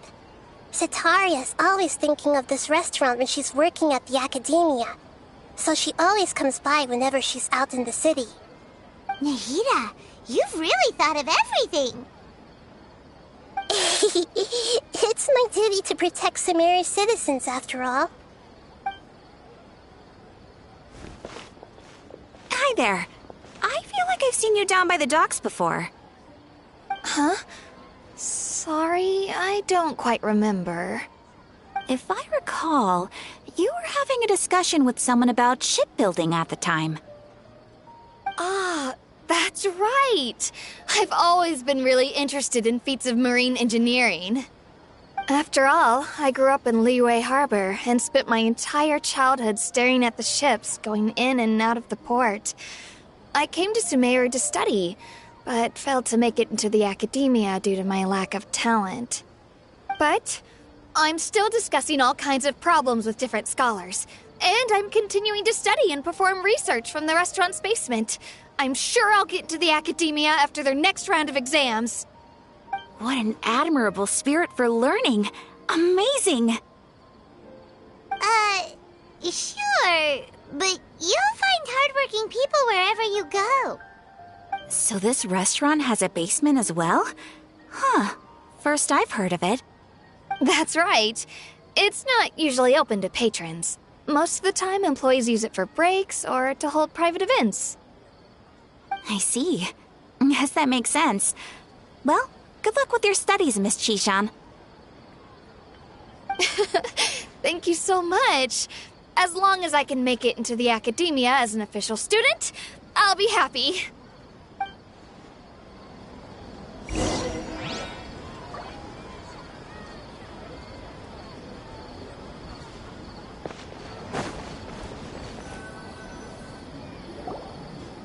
So, was that everybody? Mm-hmm. 3 familiar faces should be enough for Sataria. What's the point of all the information we've collected? Nahida, you still haven't told us how you're planning to make Sataria face her problems. Sataria is already used to avoiding her problems, so we must find a way to break through her usual sensibilities. I remember you mentioned that the Eremites in Port Ormuz are all making a fuss about the upcoming resurrection of King Deshret. Although it's all just a boatload of nonsense, the fate of her homeland may turn out to be Sataria's soft spot. Oh, Paimon gets it now! You want to take advantage of the guilt Sataria feels about her homeland. Although she knows she should return home to help the people of the desert, all she's done is conspire with the sages. So how do we set that up? Well, King Deshret is long gone, and Sataria is also too smart to fall for any simple tricks. If we simply engaged her under the guise of King Deshret's believers, she would definitely be wary of us, and we may not get anywhere. But if we were to borrow some of her close acquaintances to talk with her, her reaction would probably be very different. So, you mean you're going to possess those people we just talked to? Yep. Possess them through the Akasha. Imply they've already converted to the faith of King Deshret, and then convey our made-up will of King Deshret. As long as everything goes smoothly, we'll get through to Sataria for sure. She'll never guess that we had anything to do with it. So that's how you're going to use all the info we collected on these people. It's so that you won't slip up and break form. Possessing them will only work if you can manage to pass off as them. Exactly. So, best of luck with impersonating them. Huh? Best of luck? But we don't know how to possess anyone. That's no problem at all. I'll just share all their senses with you once I've possessed them. As long as you're also wearing an Akasha terminal, the effect will basically be as if you've possessed them yourself. Huh. That is pretty convenient.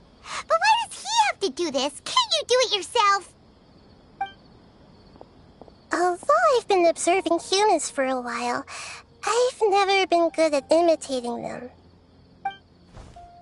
You're not wrong. It's always been painfully obvious whenever you try to pass as Catherine.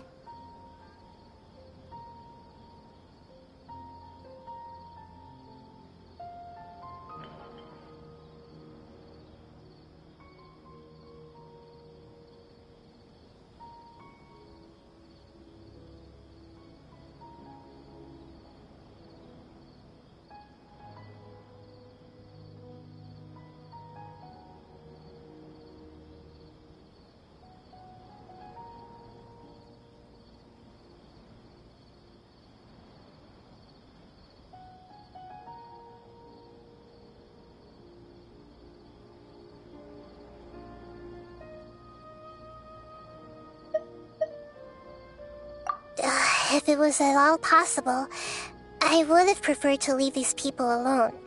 But seeing how things are now, I probably should just accept it and push on. Yeah, don't beat yourself up over it. We're only doing this to help everyone, and we'll only be borrowing them for a little while anyway. Alright, then let's give it a go tomorrow afternoon.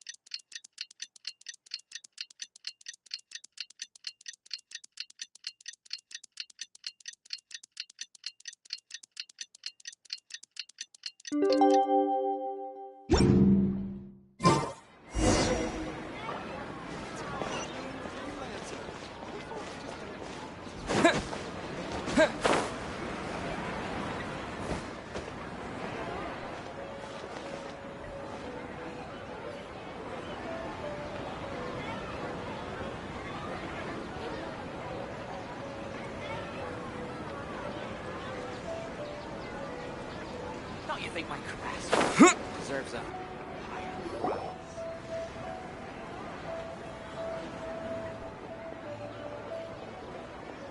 Oh, here she comes. Satari is here. Let's quietly follow her. Once she starts talking to her acquaintances, we'll find a safe spot to begin possessing them. As for how we'll sway her to our side, I'll leave that to you. I trust you'll know what to say. Paimon's starting to feel kinda nervous. Okay, let's go. Looks like they've already started talking. Let's find a hiding spot and get started.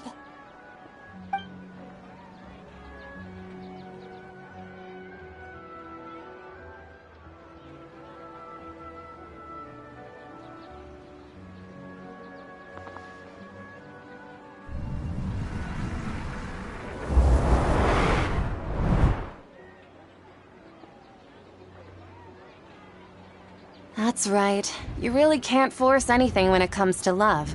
And besides, everyone around me has a very different background and outlook. Are you still listening to me, Nabia? Oh, of course I'm listening. You were talking about troubles with your love life, right? I heard everything you said. Okay then. You just seemed a little distracted for a moment there.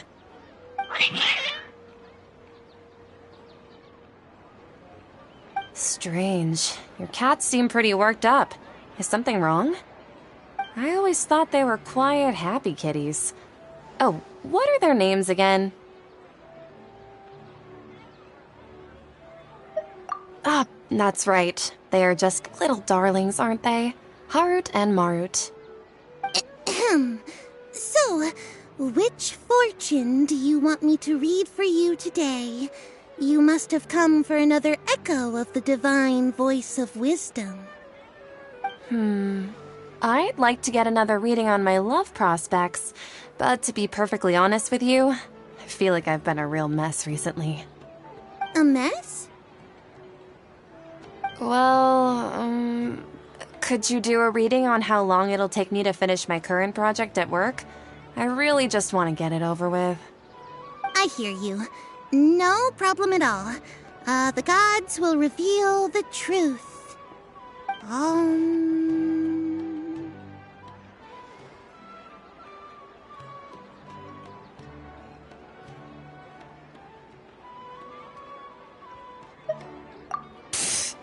Sorry, your new laugh is just so hilarious. I couldn't help it.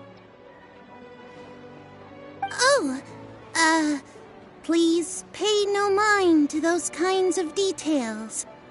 The gods are asking, Setaria, why haven't you gone home? Why haven't I gone home? Do the gods really know everything I've been thinking about?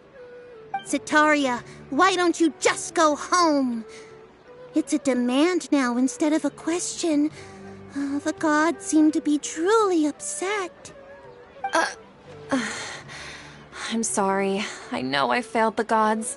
Please pass on my most sincere apologies and ask for their divine forgiveness. And if I may ask, Nabia, is there a specific god who's speaking to you right now?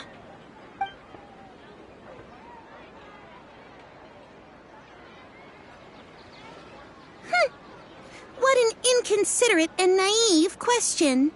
The god who is speaking to me is, of course, the wisest and mightiest of all, King Deshret. King Deshret? No wonder he would make such demand of me. Wait a second. King Deshret passed away a long time ago. Even though news of King Deshret's resurrection has been spreading like wildfire, it's all just a misinformation campaign from the Academia. How can King Deshret still exist in real— What insolence! I am King Deshret's most loyal believer. Do you wish to refute his voice of wisdom? Oh, no. As a child of the desert, I am only reveling in his power upon learning that his divine glory has touched even this city. I will think very carefully about his demand of me. I'm sorry. I must go now. Wait!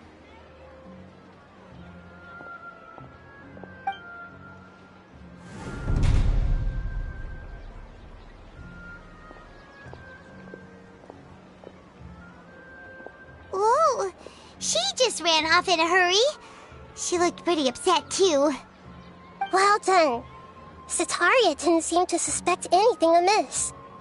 To have something she's been trying desperately to avoid show up out of nowhere and berate her, that must have shaken her to the core. Aw, Nahida, it seems like you understand human emotions really well after all. All I know are some abstract Harava-taught theories. And in any case, my time with you has shown a lot of them to be utterly useless. I'm still trying to make sense of everything. Anyway, enough of that. Let's hurry and catch up to Sitaria. She's out of Keem's now, right on cue. Let's get ready to possess him right away!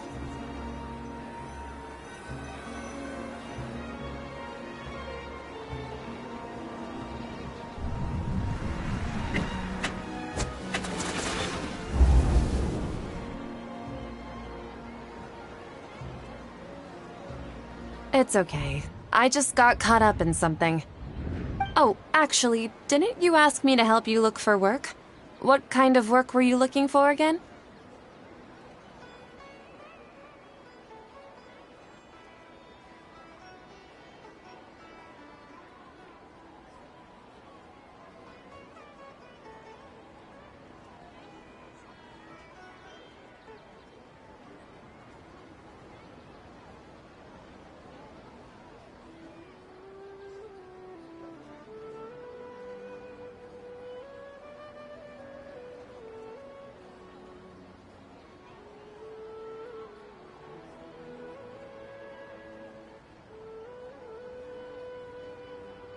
Gardening?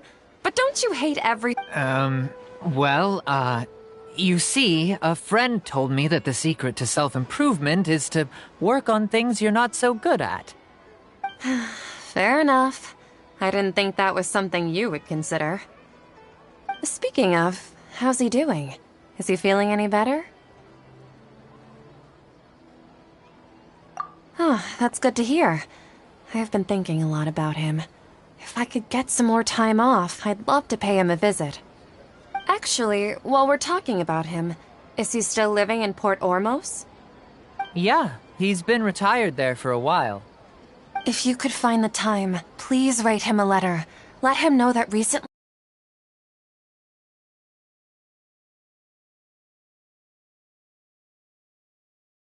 temper, and has always been a devout follower of the Dendro Archon. I don't want him to get into a fight with those King Deshret believers because of a difference in beliefs. Oh? So, who are you siding with in all of this? The Academia or King Deshret? I'm so jealous of you. You were born a child of the desert, yet you chose to betray King Deshret, and now you spend all your time with those crooks from the Academia. Akeem, you don't mean you've also become a believer of King Deshret? What's so strange about becoming a believer of the wise King Deshret? In fact, aren't you the strange one? The one who still can't pick a side? Can't pick a side? Me? Whoa! Paimon had no idea you'd be so good at this. You really zeroed in on the issue and put it right in front of her. It might feel a bit overwhelming for Sataria. But once everything is over, I'll be sure to pay her a visit to her mind and explain everything. Anyway, let's keep going.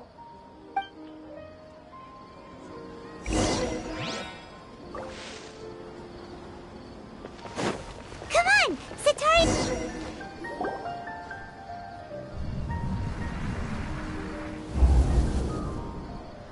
So, Shishan, have you noticed anything weird in the city lately? Like, as if someone was trying to preach to you about something? Wait, did you just say attic? I thought this place didn't have an... Well, the restaurant recently added an attic. I've been studying there because it has better lighting. Oh, right. Speaking of strange things, I celebrated the Sub-Zerus festival so many times that I lost count. That was really weird. Wait, how could you be aware of that? That should be impossible. Nothing in the report indicated anything like that. Are you still failing to realize that the Academia's lowly tricks could never deceive all of Sumeru's citizens? Shishan, don't tell me that you've converted to King Deshret as well. What an absurd question. You make it sound like I should be ashamed for becoming a believer of King Deshret. In reality, shouldn't you be the one who is ashamed? You, who works side by side with the Academia and treated people as nothing more than experimental subjects? Please, please stop! Even now, Sataria's still trying to run from her problems. She can no longer justify everything to herself. Hey, she's trying to talk to the guards! What should we do?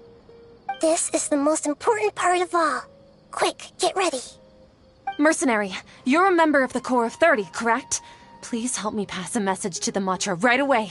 The situation in the city is getting out of control. Please, try to remain calm, miss. Tell me what's happening in the city. Heretics are infiltrating the city, and they've already converted many residents to their side. Heretics? What kind of heresy are you talking about? King Deshret! Many people I know have suddenly started believing in him, but he's long dead. It's impossible. Miss Sataria, nothing is impossible. You know my name? King Deshret is immortal, and all who defy him will one day pay the price. You must face the truth, Sataria. You tread a treacherous path, and the longer you ignore it, the tighter the Academia's grasp on you will become, and the deeper you will be ensnared. Child of King Deshret, never forget that the desert that belongs to you lies elsewhere. What's so strange about becoming a believer of the wise King Deshret? In fact, aren't you the strange one? The one who still can't pick a side? What an absurd question. You make it sound like I should be ashamed for becoming a believer of King Deshret. Sataria, why haven't you gone home?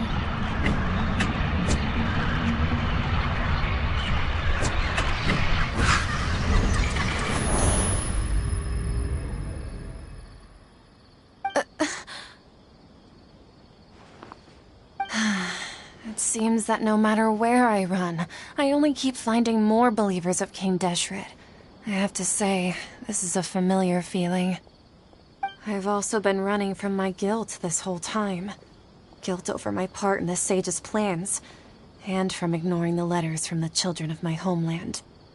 But no matter how much I may try to ignore or get rid of it, my guilt always comes back.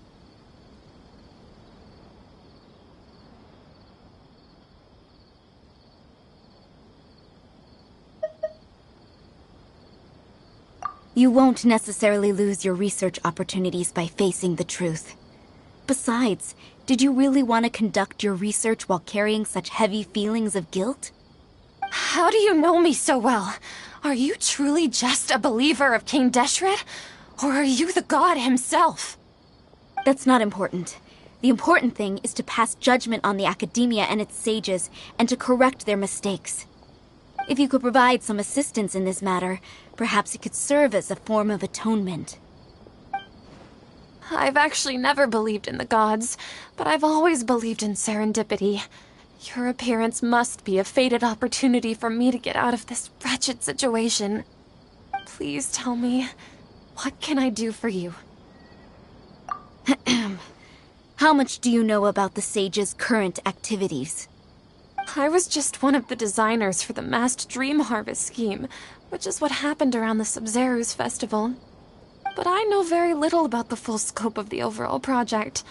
I'd assume that only staff with the highest clearance would have access to those confidential documents. I've just been working to meet the Grand Sage's specified requirements. However, there's something that's been really bothering me. I heard that a scholar who was previously expelled has returned to the city, and even the sages are still quite wary of him. To fight against the academia, we will need to figure out the nature and the purpose of their work. Is there a way for us to get access to the confidential documents you mentioned? It should be possible if we're willing to take some risks. After all, I'm an assistant to the Grand Sage, and I've been working on many tasks outside of the project. One thing, though, I won't be able to transfer the documents to you through the Akasha once I get my hands on them. The sages have always closely monitored all activities within the Akasha. Let me see. Let's use the most primitive method. Send someone to pick up the documents tomorrow evening at the Academia entrance. The Academia entrance? Wouldn't that be too conspicuous? Don't worry about that. I assure you, this won't be a trap. I'm only suggesting this location because it'll draw more scrutiny for me to leave the Academia again.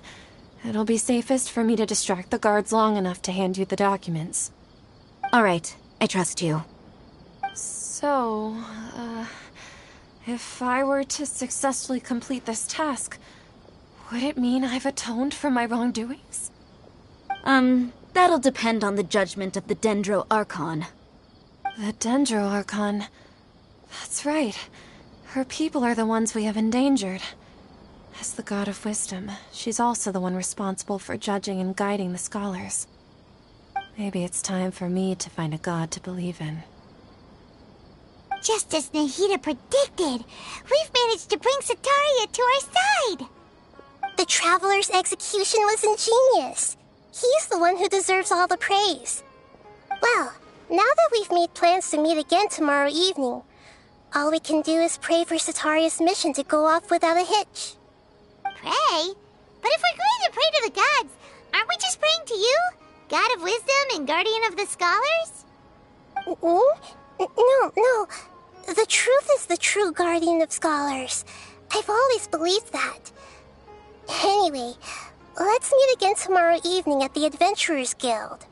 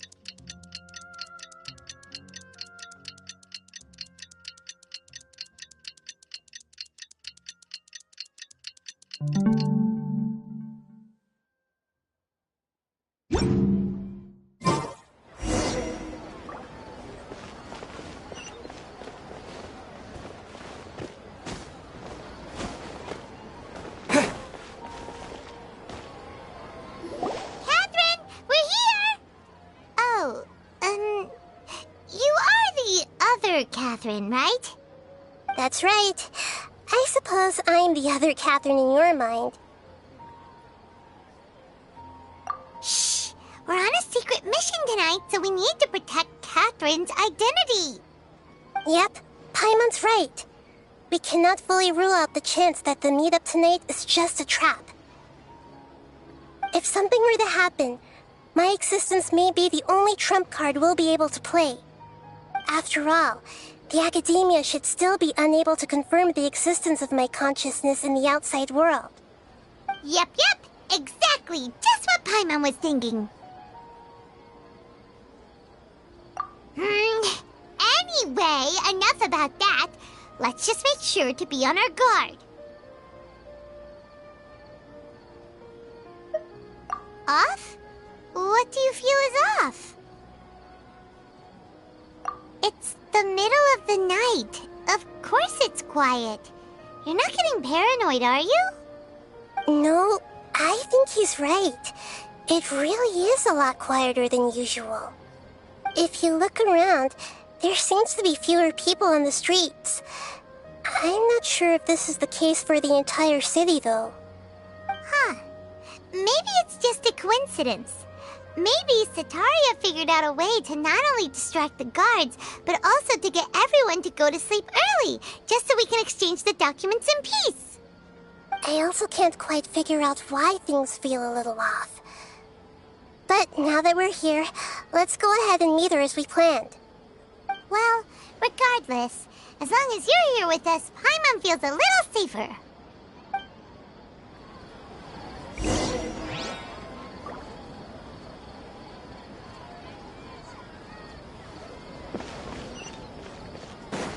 Huh. There really aren't many people out right now. Let's hope it'll be this quiet in front of the Academia, and that Sataria managed to distract all the guards.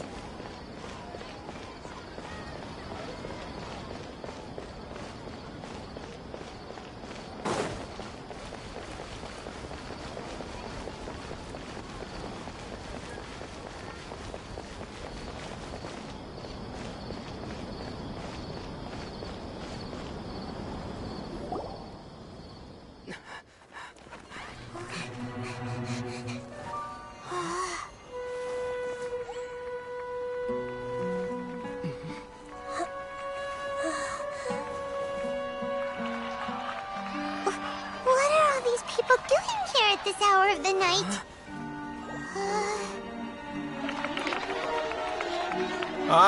The triumphant hero returns at last. And to a rather spectacular welcome, even if I do say so myself. You're the outcast, expelled from the Academia. Indeed I am. Although these days they tend to call me the Doctor.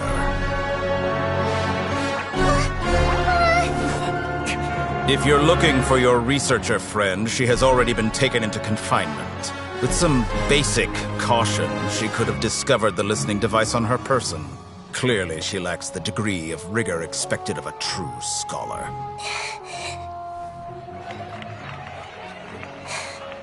The people of Sumeru City! What have you done to them? I simply made some minor adjustments to their Akasha terminals. Now they can deposit information directly into the subconscious. As you can see, all these lovely people now believe this traveler is a hero who has just saved the world. My experiment is a success. And now it seems they can no longer hold back their sheer adoration. No, what should we do? These are all just regular people. Leave now. You need to get out of here. But that guy's a Fatui Harbinger. We can't just leave you here. Nor can I abandon the people of Sumeru.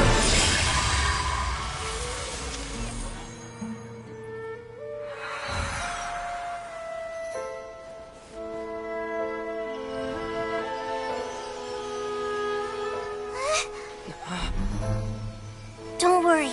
We'll meet again outside of the city.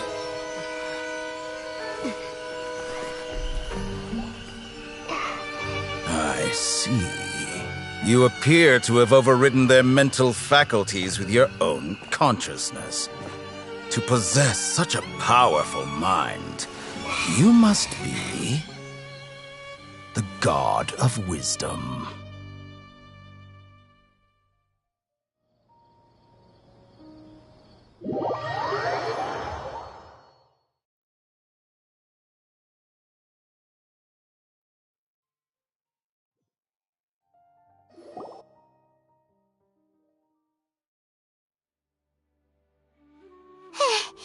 This should be far enough.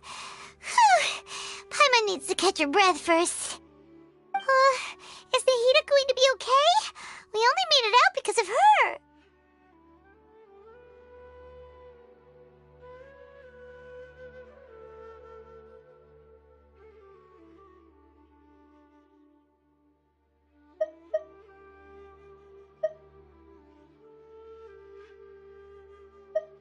Paimon wasn't counting on running into a new Harbinger here, let alone such a high-ranking one.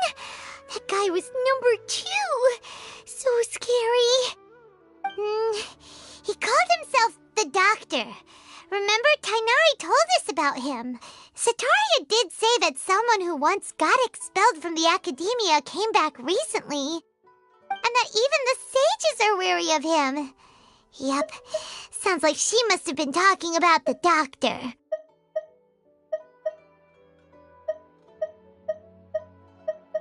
Yeah, now that the Doctor's in the picture, we're no longer just dealing with the Academia. They're in cahoots with the Fatui. But what are the Fatui after this time? Another Gnosis? Yeah, things would be a lot easier with Nahida's help. Nahida said we'll meet again outside of the city. But we can't just keep waiting around, right? You mean... Oh, right! Wasn't he invited by the sages to work on some project when we were staying with him in the Vidia Forest? That has to be the same project! Even though he turned it down at the time, he might still know something. There's no time to lose. Let's go to Gandharvaville.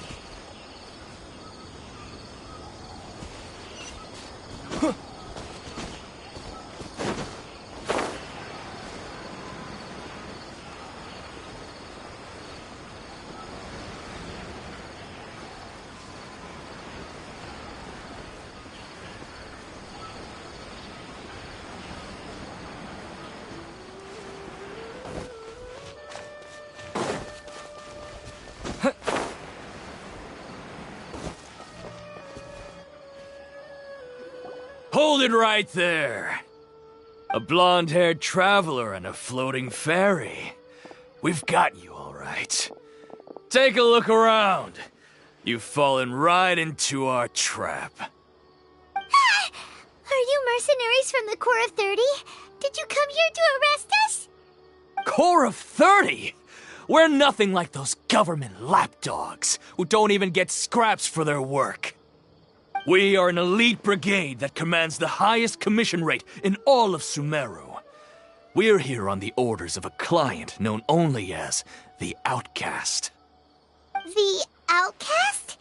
An outcast from the Academia? But why wouldn't the Doctor just send the Fatui after us? Still wasting time on idle chit-chat. We'll shut you up soon enough. Get them!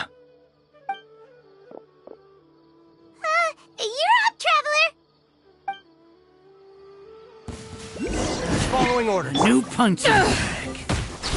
Teamwork is dreamwork!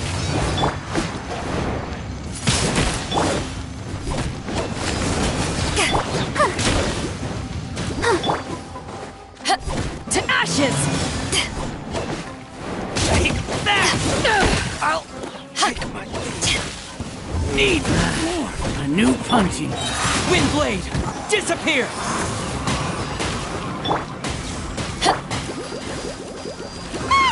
It isn't over yet! Here comes reinforcements! That!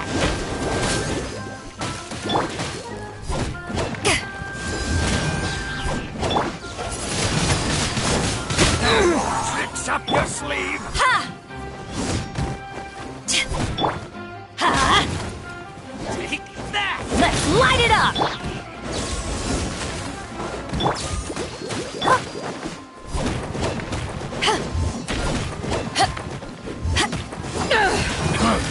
You won this one. Take that!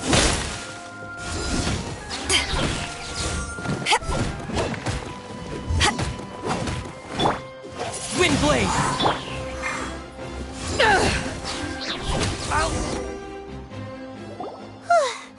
That was pretty rough.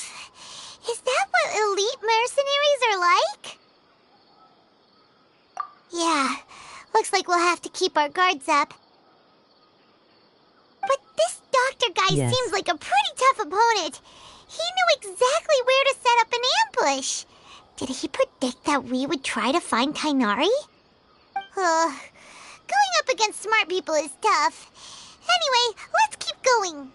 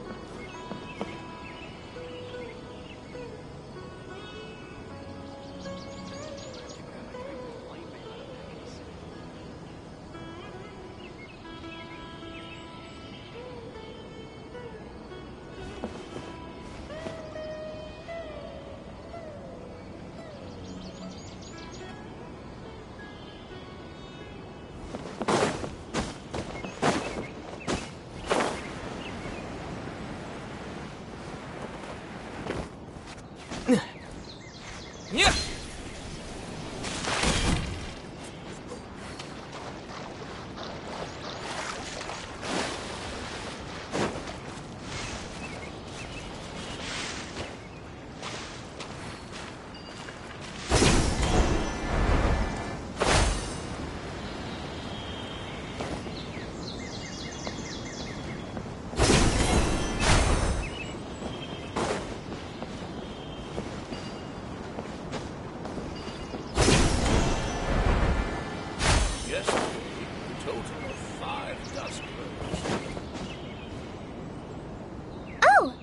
Traveler and Paimon. What are you two doing back here? Kale! It's nice to see you again. Are you doing alright?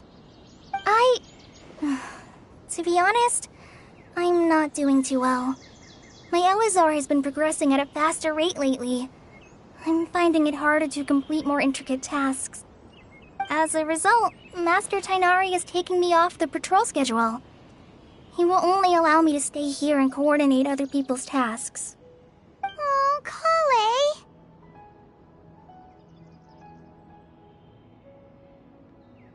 Speaking of Tainari, did he go off on patrol? We're here to talk to him. Oh, Master Tainari? He just left the Avidia Forest a little while ago. He was headed to Pardes Di. Huh? He left? What?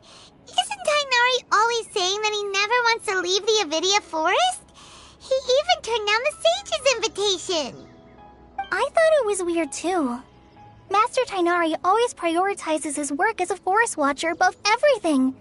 He almost never leaves his post. He left in a hurry this time, though. No, I only found out that he left through a message he left behind. He also made sure to delegate all his tasks using a schedule. To leave in such a hurry? I'd guess he had something urgent to take care of. Master Tainari originally studied in the Amorta Darshan of the Academia, and Pardes Di is something like the Amorta's research base. Many rare shrubs and grasses have been planted there for research. I know that before he became a forest watcher, Master Tainari once spent a long time conducting research at Pardes Di. A research base, huh? Gotta wonder what kind of research Tainari just decided to work on all of a sudden. Oh, we don't have a lot of time, so let's go look for him at Pardes Di.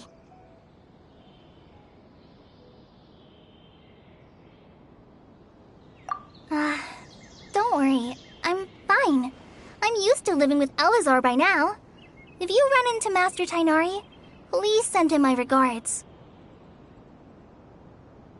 Got it. Will do. See you later, Kale.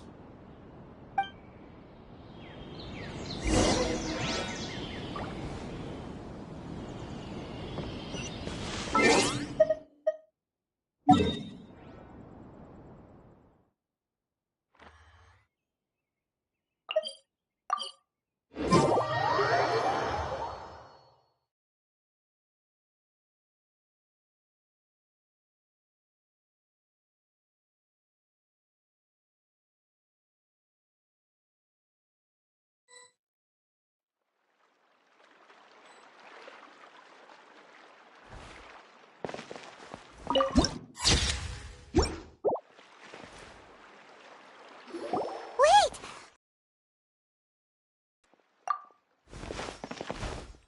Thank goodness you're okay. We were so worried about you. Hey, this was supposed to be a touching reunion, but you're ruining the moment. Actually, it's very smart of the traveler to be wary of me right now. After all, the doctor has shown that his technology can apparently even control human minds.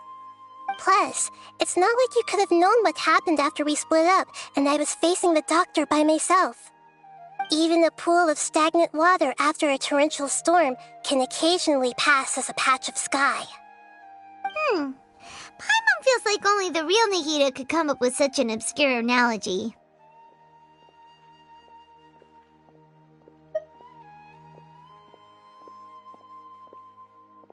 Huh? But I wasn't trying to win your trust or anything. All I wanted was to clarify my point. Well, we understand that point now. Please, Nahida, tell us more about what happened. Are those poor people all right? When you left, I was still in the middle of restoring everyone's minds. Thankfully, when the doctor mentioned depositing information into the subconscious, he didn't mean engraving information into their minds. Instead, he did something closer to creating hallucinations. That was still within my power to fix. Luckily, I managed to finish my restorations and mind jump away from him just as he was about to capture me. Whew. What a relief. The doctor sure pulled out some hidden cards, but good thing we had Nahida with us. I wouldn't be relieved just yet. I gave away my true identity when I restored everyone's minds, which means we've lost another one of our trump cards. Also, the doctor is already an expert at modifying Akasha terminals. Maybe it's only a matter of time until he captures my consciousness inside the Akasha. Would that mean you'd no longer be able to jump between minds? Then how do we stop him? He's still at the Academia, so it's possible he already started messing with the Akasha. Ugh, it feels like he's toying with us. What a nasty piece of work. Plus, the doctor's combat ability alone is apparently enough to make him worthy of being number 2 of the Fatui. We shouldn't give up hope just yet. Let's try to find another way to attack this problem. Actually, Nahida, how did you know we were trying to get to Party Stii? Have you been waiting for us? Yes, I have. I can see the Traveler's elemental energy, so I deduced your destination by looking at the direction you were moving in. You didn't come here for sightseeing, right? Did you find any leads? We're looking for a scholar we know. His name is Tainari, and the sages once tried to reach out to him. Why don't you come inside with us and see what we can find? Okay, let's just hope we won't get him into trouble.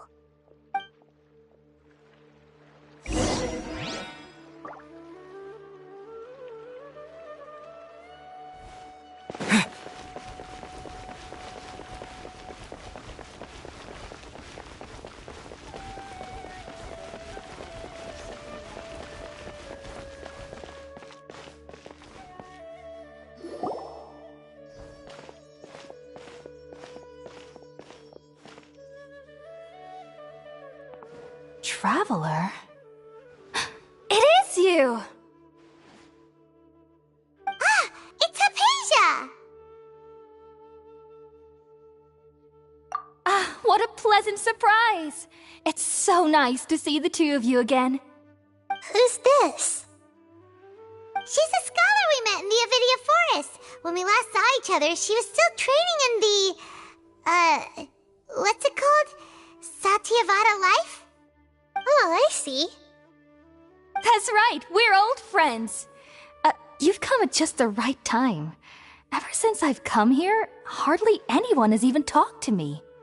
Hypatia, you're way too excited about this. Actually, for you to leave the Avidia Forest means... you're not in training anymore? Wait, no. Did you already finish your training and reach Paripurna life?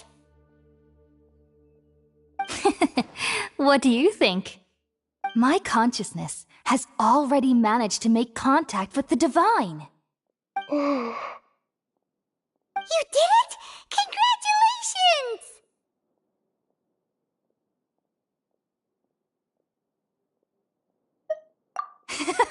It's so exhilarating to share this sublime joy with others at long last!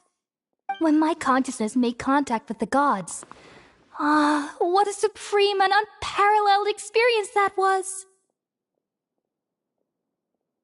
That sounds incredible!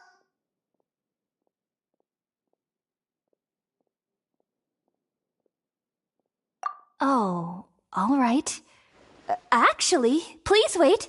I haven't forgotten my promise to you. Remember? I promised to help you understand what you saw from Irminsul once I gained deeper insights. My current self has not only gained true insight, but I can even help you establish a direct connection to the consciousness of the divine. You can do that?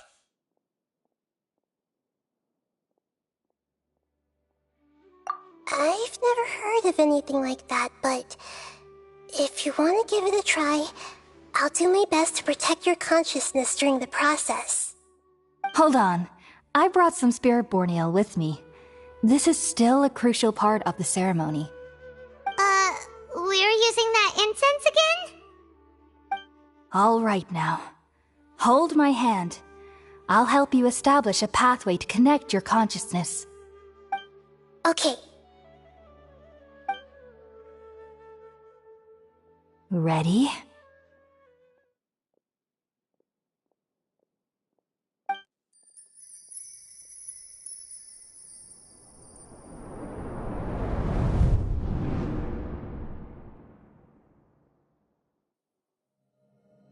It took 3 betrayals for me to finally understand.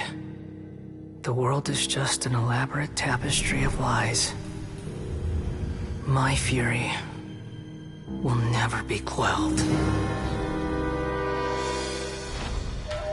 The first to betray me was a god. My creator. My mother. Valuing strength above all, She saw no worth in me and I was discarded. The second was a human. My family. My friend. Consumed by fear, he saw me as an abomination. The third was one exactly like me. A hope for the future. A fledgling barely out of the nest. Powerless before his mortality, he broke his promise to me. Humans, they can't be trusted. And the gods fill me with pure loathing. So I said good riddance. I denounced the world and laughed in its face. My chest will never again be defiled by worldly filth. I will scrub away every last trace of human emotion. Then it will be empty, a blank slate, and ready to receive a supreme gnosis, brimming with pure divinity.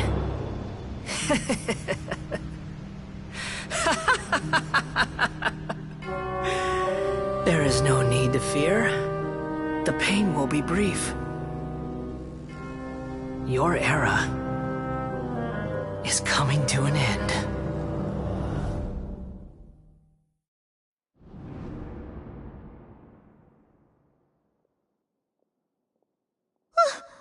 What was that?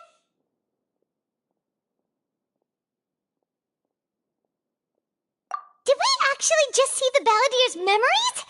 Everything matches what we know about him.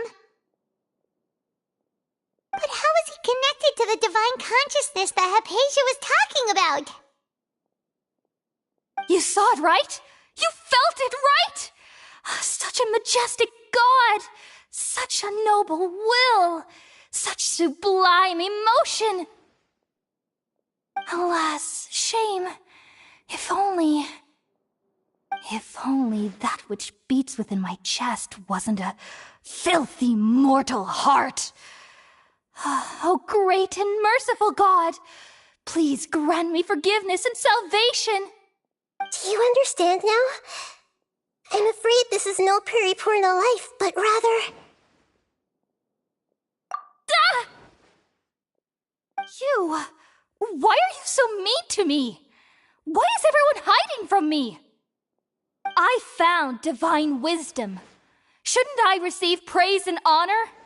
Haven't I uncovered that light in the darkness? Hypatia?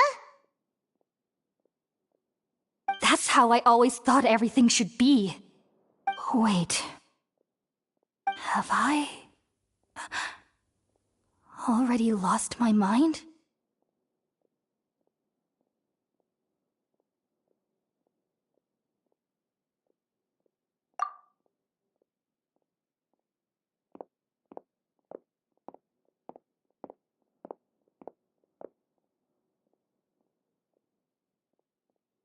Wait, something isn't right!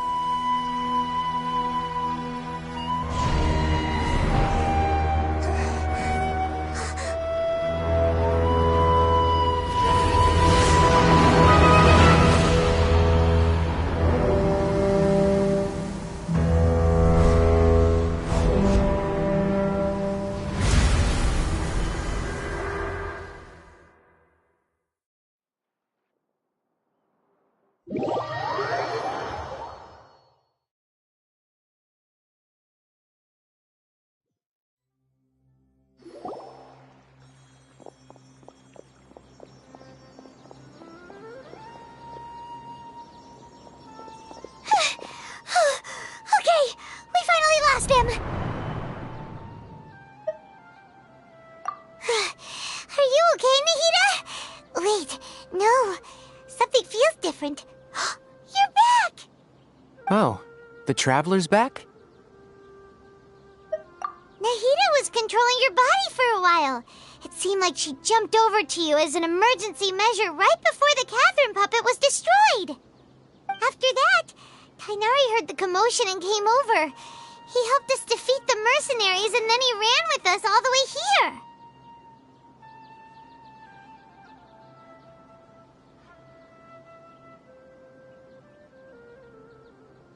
What?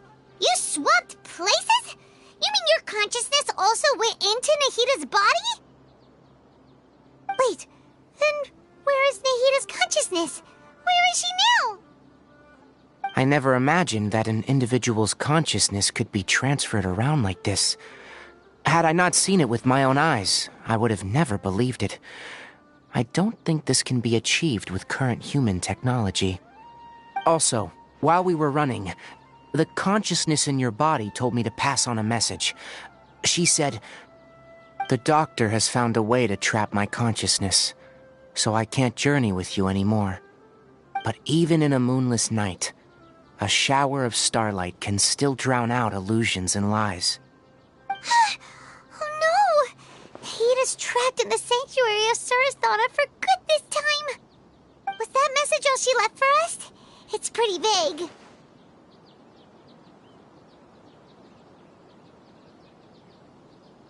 Oh, that makes sense. Since the doctor captured her, she won't be able to say anything without him knowing. She's being extra careful. Even in a moonless night, a shower of starlight can still drown out illusions and lies. Huh. Paimon knows the moon illusions and lies are from that alchemical divination at the Sub-Zero's festival. Didn't Nahida use a starlight analogy before? It had something to do with Sataria. Oh, that makes a lot of sense. Huh. Do you think Nahida was telling us to go find help in the desert? But she isn't with us anymore. Think we'll be okay? Paimon, you said Sanctuary of Surasthana, correct? Does this mean that this Nahida you're talking about, the consciousness who was occupying the Traveler's body, is the Dendro Archon? Your guess is correct, but the situation's a bit complicated, so it's really hard for us to explain right now. That's all right. A scholar's curiosity doesn't need to be appeased right away.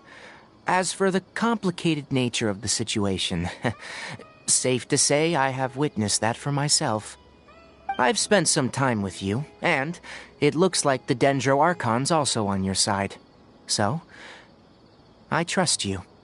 Thank you, Tainari. Oh, actually, we came here to ask you a question. What do you know about the project that the sages have been working on? That. While I was indeed invited to join that project, the sages were always secretive about its scope and goals, so I eventually declined. All I know is that the project has something to do with the restoration of Irminsul. Huh? Did you see something when you were in Nahida's body?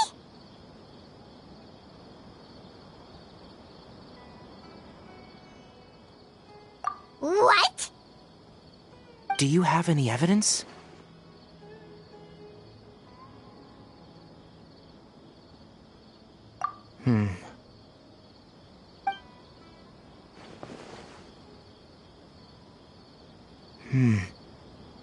So that's what happened. That explains why Hypatia's symptoms were different from those of the other scholars who went mad. It's because she made contact with the consciousness of a new god who is still in the process of being born. Tainari, did you leave the Avidia Forest because of Hypatia? I did. I noticed Hypatia's mental anomalies, but since her symptoms were rather atypical, I secretly took her to Pardis Di and began searching for a way to return her to her normal self. If I didn't take action, Hypatia would have already been taken by the Matra to the desert, doomed to a life of exile at Aru village. Now that you mention it, I knew the Academia has never thought particularly highly of Lesser Lord Kusanali, but But I still didn't expect them to do something as arrogant as creating a new god. Looks like I made the right decision by not accepting their invitation. The Doctor and the Balladeer. We have 2 Fatui Harbingers in Sumeru. Sounds like we're in for a bad time. From your description, I don't think they've completed their project. There may still be room for us to intervene. But then, what is the connection between creating a new god and restoring Irminsul? Yeah, it feels like we're still nowhere close to figuring out the Sage's goals. Right, we've pretty much gone over everything we need to know, so we should head out. How about you, Tighnari? What are you going to do? I'll stay here for now. I still want to try a few more things to help Hypatia. If you're planning to go into the desert, start by heading for Caravan Ribat. That'll be your fastest route. Come find me here if there's anything else I can do to help. May the spirit of wisdom go with you. Thanks, Tighnari. Hopefully Hypatia will feel better soon. We're off then.